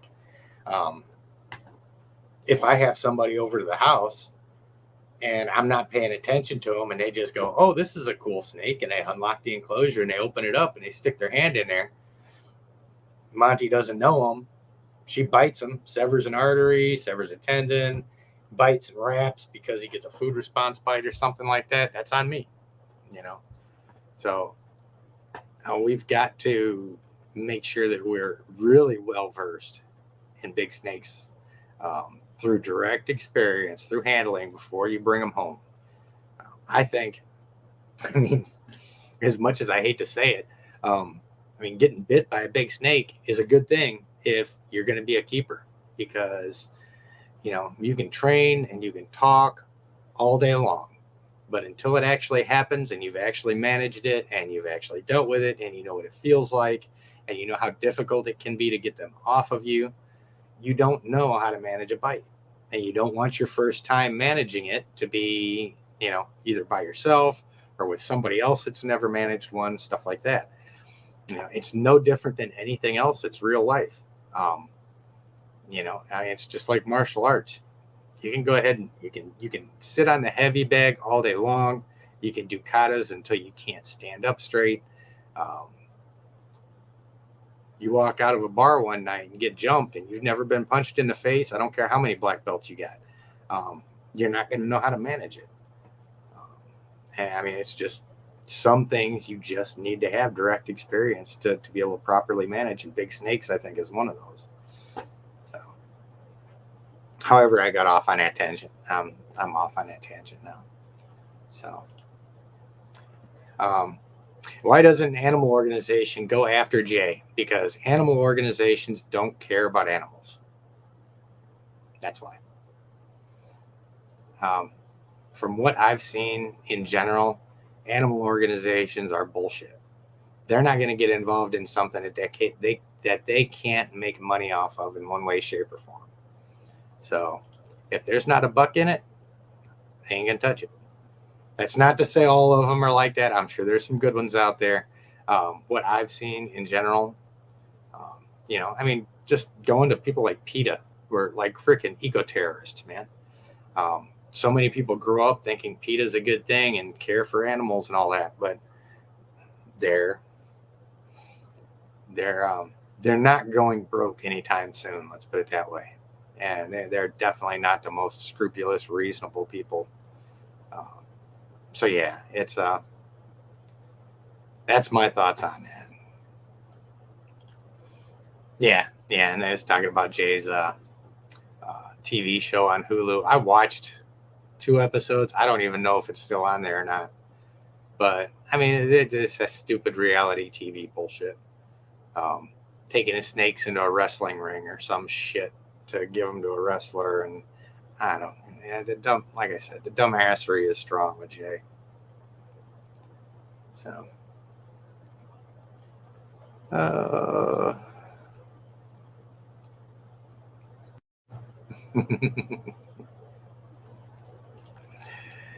yeah, I do. I brought in. He's saying I need a different animal on mine as a co-host for all my episodes.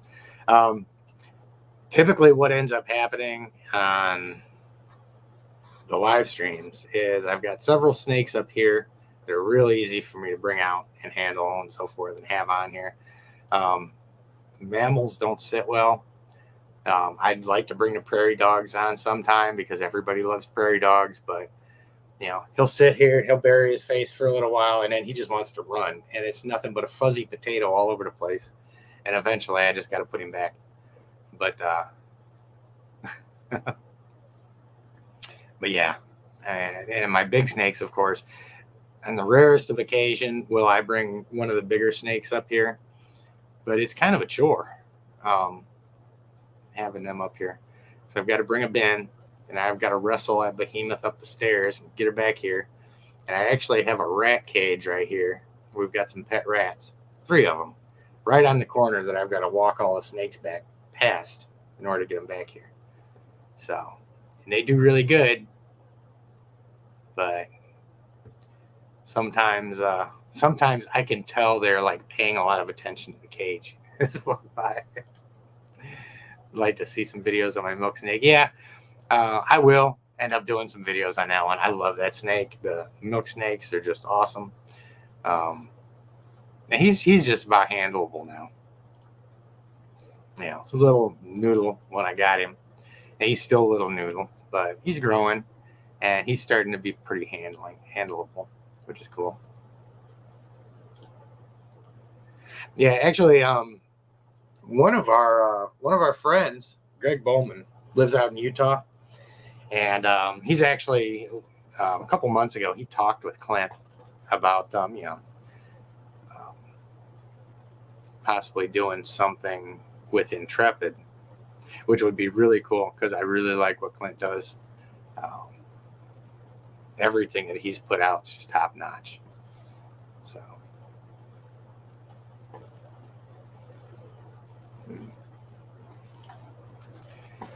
See some cross collaboration. Well, Kevin McCurley came on a few months ago, and I'm sure he would be more than happy to come on.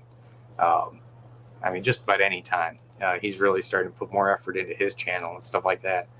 But let's see, we've talked with Kevin. We had Bob Bledsoe from Green Room Pythons on not too long ago.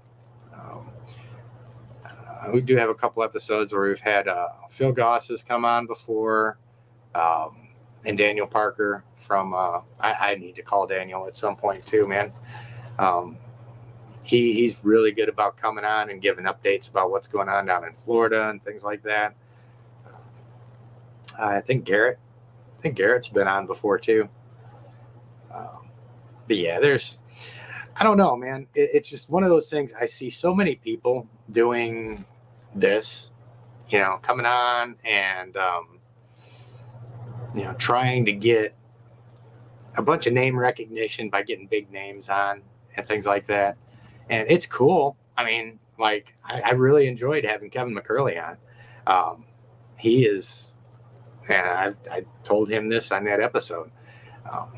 When I first got into retics, I watched Kevin McCurley's videos religiously.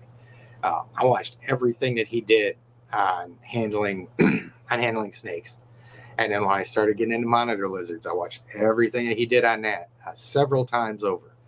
And then I was fortunate enough to be in a position where I was working with hundreds of huge retics.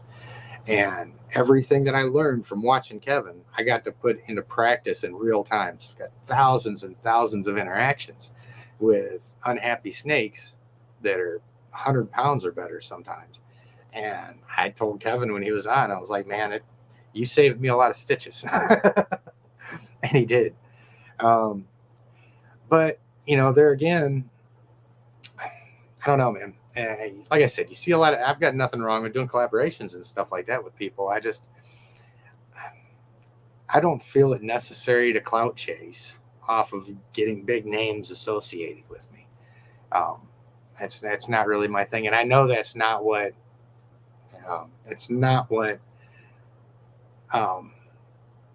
he was talking about doing. I know a lot of people just enjoy seeing, yeah, man, these are my two favorite guys, and they're sitting there talking about stuff, and this is awesome. So I get that, you know, there is that value to it and so forth. But I don't know, man. It'll happen. I ain't going nowhere. I ain't gonna stop making videos anytime soon. I'm not leaving the community anytime soon. So there's plenty of time for all of that stuff. And like I said, as I start generating a little bit more revenue from different things, I can start expanding out and doing more stuff. I think it'd be a lot of fun. But, you know, do the best with what we got for right now. But,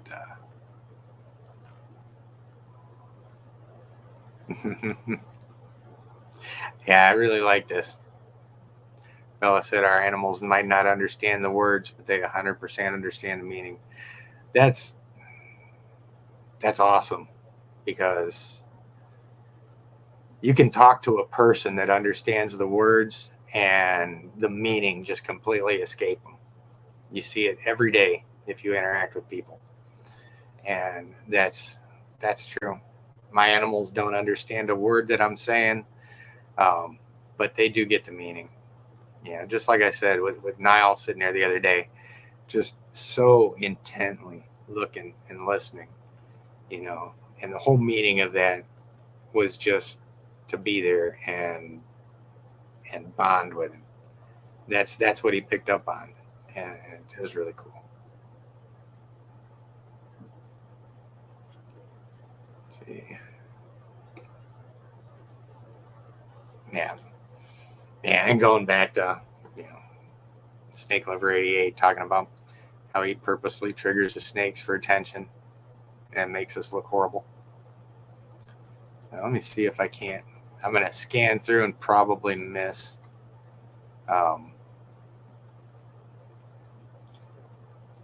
Hey, Kai. If I'm not mistaken, Kai is from Australia. And that's really not a good place to piss off animals, too, is Australia, because I think everything out there wants to kill you. Hey, Brian. Just seeing you come on. And I know I'm already, oh my God, really? It's 5 after 9? And I haven't really seen too many of the Patreon folks on here yet. I know Tara was on, and I hope she has stayed on and is telling everybody that I'm running over, because this is just one of those episodes I didn't. Typically, for those of you guys that don't hang out a whole lot, I started out, you know, doing the live streams, and we would sit on here for like 3 hours sometimes, because it was just like this. I'd get going through the comments, and the conversations would just keep going. I would be on here for like 3 hours, and then I decided to schedule the Patreon Zoom calls after the live streams, so that instead of starting the live streams at 8 and then going on till whenever, we started the live streams at 7, ran till about 8:30, and then started the Patreon Zoom calls at 8:30 until whenever. So I'm already like 30 minutes late on that, but like I said, this is something where I really wanted to really wanted to engage with you guys and get everybody's thoughts before I really started trying to go out and rip this guy's nuts off with as much vigor as I possibly could. Kagan, good to see ya. Looks like you guys are doing really good down there in Florida. I was wondering a few months ago when you started saying you needed to rehome your retics, I was like, what you got up her sleeve, man? And then next thing I know, poof, you're in Florida. So, and I'll tell you guys what, man, for those of you guys that don't keep up with Wolf's World and Kagan here, definitely jump on and follow them, man. I don't remember his first name, but Jerry, I think it is Jerry Wolf. But he's got a really awesome place down in Florida. He's got some really cool animals, and he now has Kagan down there. And Kagan and I have wrestled some retics now. That girl, she's one of the best handlers I've seen. She will fight a retic tooth and nail, get bit, brush it off, get back to work. She's a great keeper. Great keeper. She's big into monitor lizards and stuff, and her and Jerry got a really good thing going on down there. So if you guys aren't following, I think it's called Wolf's World. Correct me in the comments if I'm wrong. Jump on, get subscribed to their channel, and follow them too, man. They're doing really good stuff.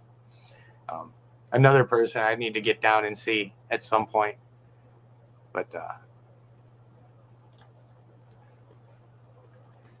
prairie dogs terrify me.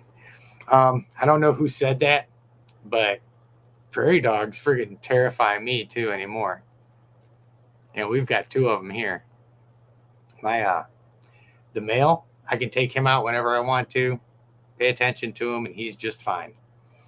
The female, she'll come up, she'll bark at me, all that other cool stuff, and I'll go up and scratch her. I've got about 22 seconds to pay attention to her before she tries to bite my finger off and then does the jackal poltergeist scratch on a cage. She'll draw blood in a heartbeat. Yeah, prairie dogs, you got to watch them, man. I mean, they are sweet social animals.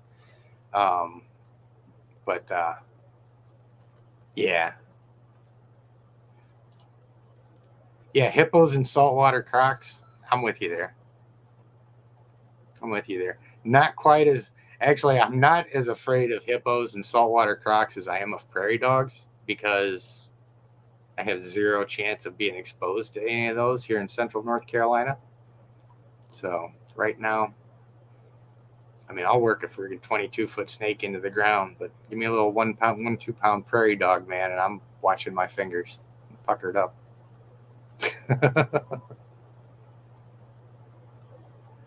I was asking, I've been up. No, I haven't been up Kevin's facility. Last year when I went to Retic Fest, I considered going up there. But I'm sure I'll get up there at some point. I think it would be a lot of fun to get up there and do some big snake work with Kevin. Put out a video of that. I think it would be really cool.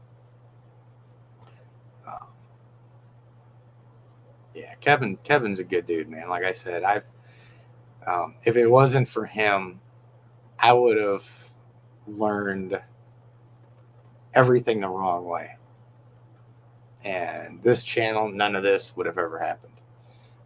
Because I would have probably been one of those people that got my ass kicked by the snakes and said, okay, screw this. But yeah, I'd really like to do some stuff with him at some point. Yep. Yeah, Kagan and I have pulled retics off of each other more than once. I will tell you what, she did better than any guy that was out there. Make no mistake. Let's see. God, how did I get so far behind?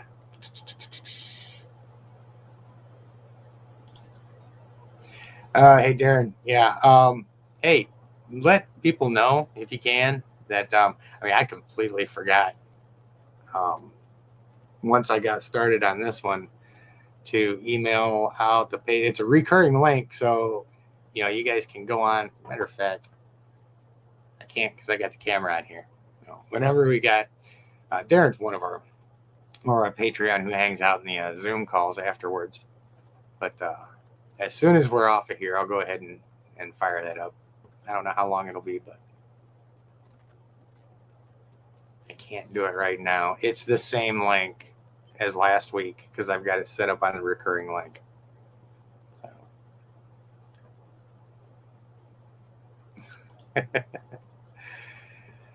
I don't know, man. I'd say you're pretty lucky to be out there. I'm sure being raised out there and seeing the same thing, it's just like anything else, probably being out here in the mountains would seem like heaven to you. Being out in Australia might seem like heaven to me, but I don't have kangaroos and emus and stuff running around here. Well, there's emus, but they're out at the zoo. But we don't have them wild. But yeah, Australia would be a really great stop too. I'm just, I think I got started on this stuff too late. I 51 years old now, and just here over the last few years, I've kind of started getting into this whole part of it. With even the thought of trying to make a living between the social media and all this other stuff, and trying to find all the niches. So hopefully by the time I get all this stuff figured out and generate enough revenue to where I can actually spend money going places, hopefully I'll still be able to walk by then. So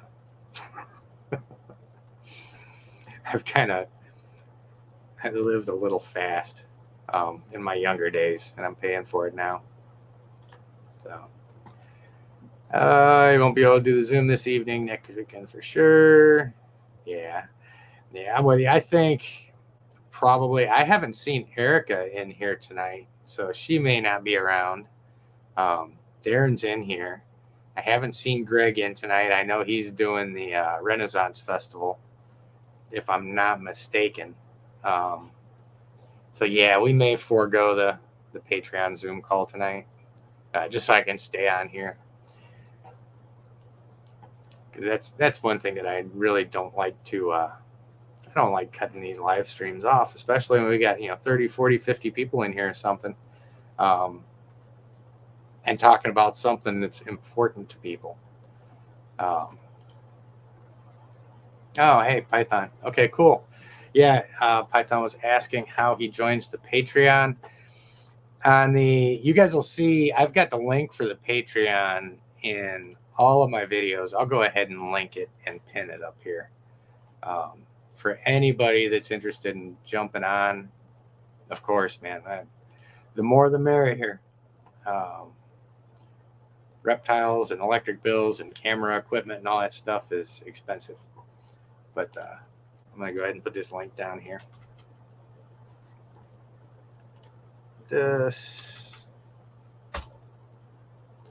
I think I can pin this comment. Oh, wow. In order to pin that, I had to go all the way down here. I don't want to put myself in timeout. Let's see. That's the Patreon link. And how do I pin this?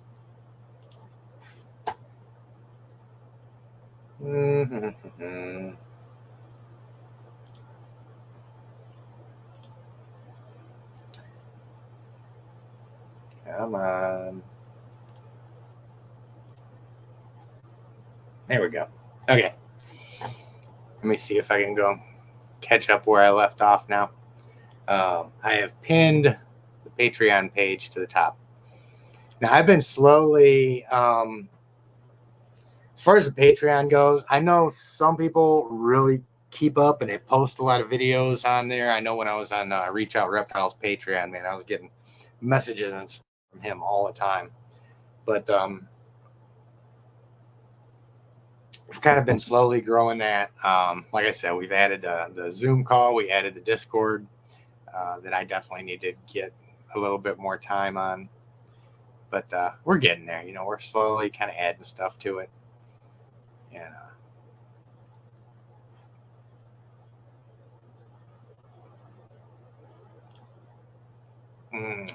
Yeah, I was cruising through and I'd seen facts mention about the spider morphs.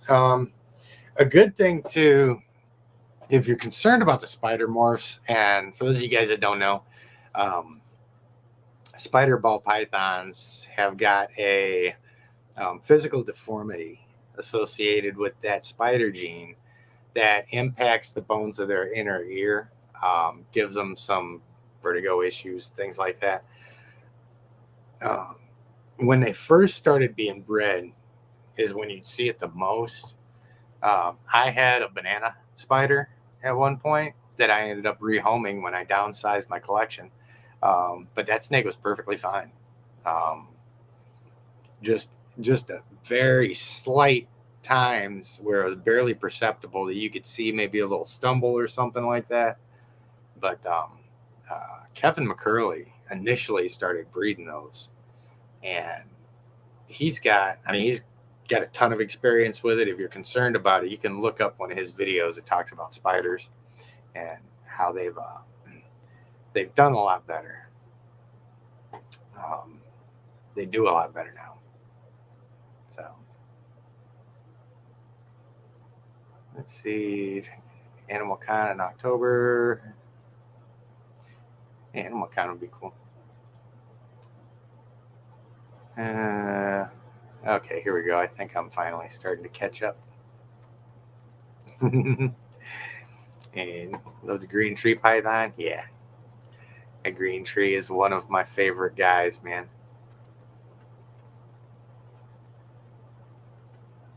Let's see. I know everybody's just kind of.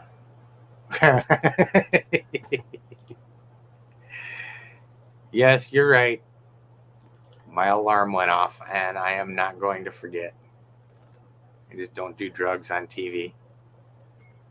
I had not too long ago, I got diagnosed as type 2 diabetic. I'm not on insulin or anything like that. My blood glucose was elevated within 2 weeks. Between the medication, a little bit of changes to my diet, got everything back down to normal. So I'm doing good. But yeah, I've got an alarm set to remind me to take my pill at night. But I don't want to sit here and start popping pills until I get off of here. So.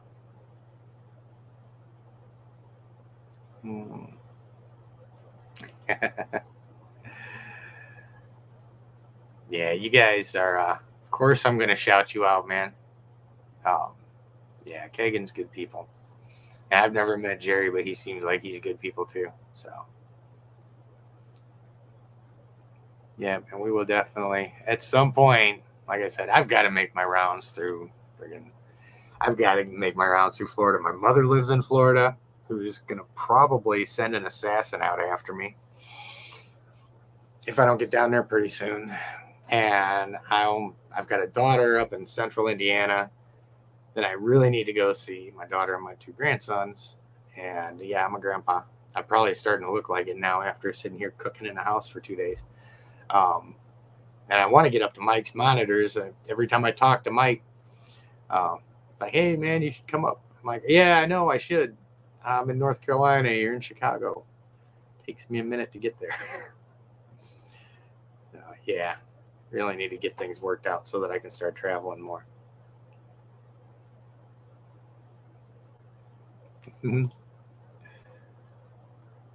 Awesome. Yep, I'll probably definitely take you guys up on that at some point. I would definitely love to come hang out. Yeah, that'd be a great time hanging out with you guys and make a couple videos out there and play with some lizards. Go out and take a whole bunch of pictures. Bring my camera down there. I'm really digging this photography thing. And the more I learn how to use everything, the better it is.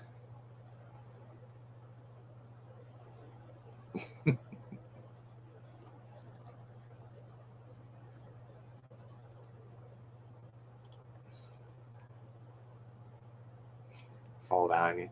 I seen that comment, and I don't know if any of you guys know. I know some of you guys know. I used to work crime and accident scenes, transporting for the medical examiner's office. And anytime I hear anybody talking about an animal eating somebody's face, that happens. I'm not going to go into detail, but I know firsthand that it happens. If you die in the vicinity of your animals, don't be surprised if somebody finds you with parts of your body eaten off.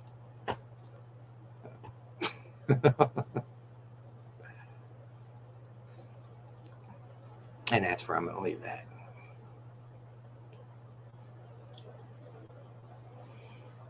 Oh, cool. Awesome. Appreciate it. Yeah, I'll get on. Let me make sure that I'm almost certain that I'm already following you, Avery. But I need to make sure. Let me do it like this.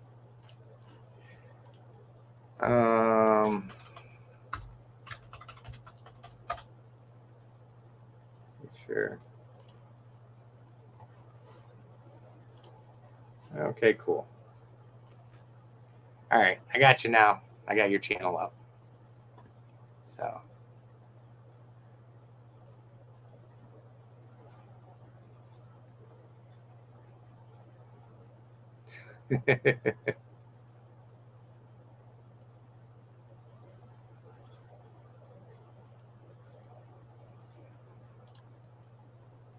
Oh man, you say you're circling the LZ. Yeah, who all is are you in communication with anybody, Darren? That's wanting to jump on the Zoom. Let's see. What do I think of Garrett Hartle? I think Garrett's a great guy. And he's great with super dwarf retics. And I really like Karma, his 20-foot retic. And I tried to put her in my pocket when I was up at Retic Fest, and she didn't fit.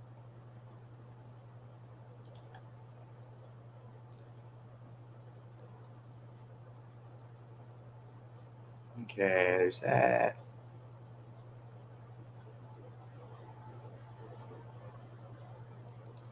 Awesome. You're just talking about keeping possums. Possums are cool.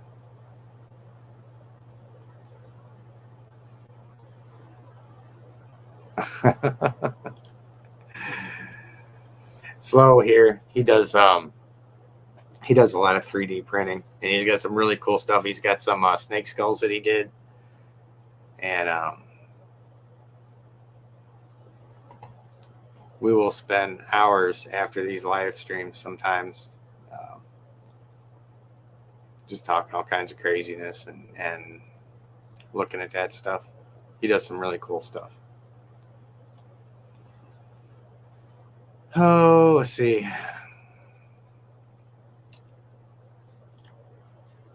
Yeah, he's still talking about the wobble. I'll tell you what, you really want to know what a friggin' wobble is. I'll get Lilith down.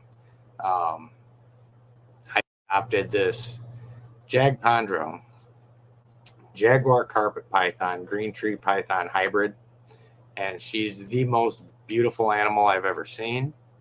But that Jaguar gene has got her so jacked up. Her muscle tone is way off. Her equilibrium is way off, and she's a good girl. Like I said, she's in shed right now, so I don't really want to bring her down and mess with her too much. Plus, she's probably pretty stressed out from the heat today. But yeah, gorgeous animal. But that one has got issues. No, I've never seen a spider gene do anything like that Jag gene did. So.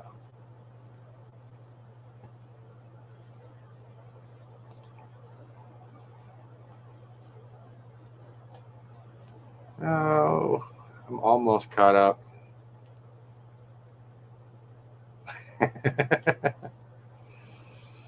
Yeah, I know. Make it. Maybe we'll shoot for this fall. As soon as it starts to cool down a little bit,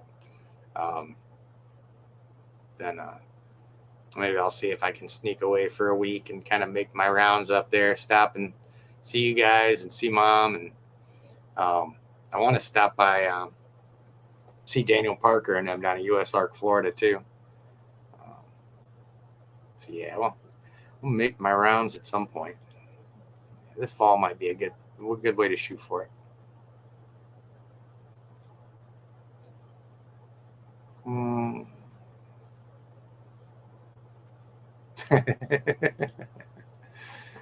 Pets are the devil. What was he talking about? Oh yeah. Must be talking about the cat eating the face thing. Mama said, but my mama said.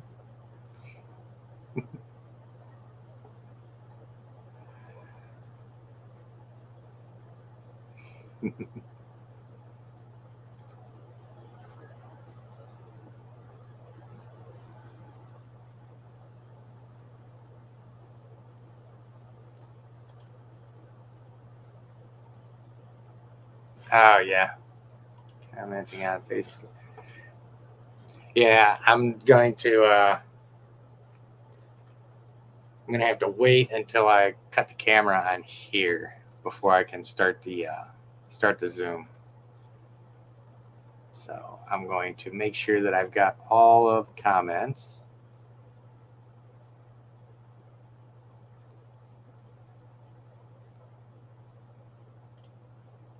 Okay. We're right here at the end. So this is a good note to end on. Snae's question.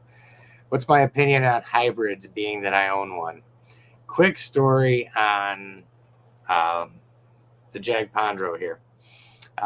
Good friend of mine is a really well-known snake breeder, a really well-known retic breeder, who is friends with another really well-known retic breeder, who is friends with a person who had a lot of different reptiles, who was aging out and couldn't care for them anymore. So through this little channel of really good breeder friends that I've got, those animals got distributed out, and just got a call from that one buddy of mine, says, how do you feel about hybrids? I was like, that depends. What's up? He's like, you got to see this. So I came over and I took her in. So she lives with me now. So I didn't actively seek her out. Honestly, most of my animals I haven't actively sought out.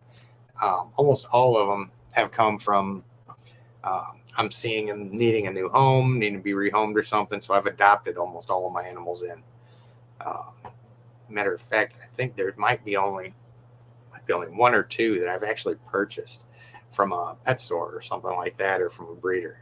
The rest have just been private individuals. So I guess it's the equivalent of not going to the pet store to buy a dog, but going to the pound instead. So,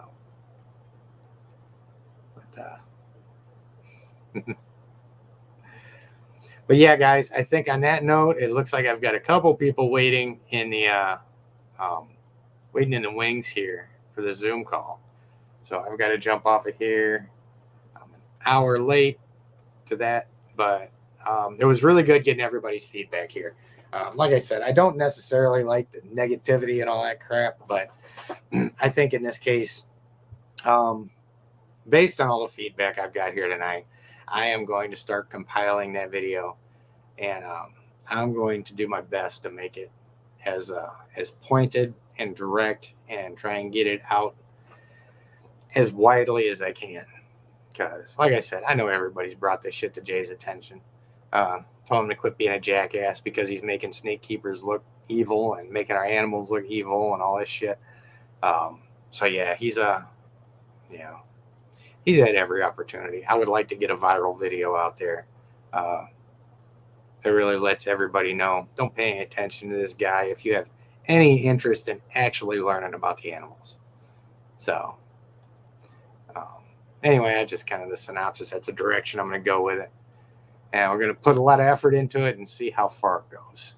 So, But yeah, man, I'm going to jump off of here. I'm going to take a quick break, start up the Patreon Zoom. Like I said, for you guys that want to jump in on that stuff, I've got the Patreon link on one of my screens. Got it pinned up in the comments. Go to the Patreon page. Any tier level, any paying member. I go through there, all the paid members, and send everybody the link to the Zoom calls. Plus, all of those folks get the link to the Discord as well. And of course, you know, everybody can always throw the suggestions out for other things that, you know, we can build and add as we go and whatnot. So I'm going to jump off of here. Thanks for hanging out, you guys. Don't forget, like the video, get subscribed to the channel, all that cool stuff. And we will see you guys no later than next Saturday. Maybe sooner if I get this video out this week. So you guys take care.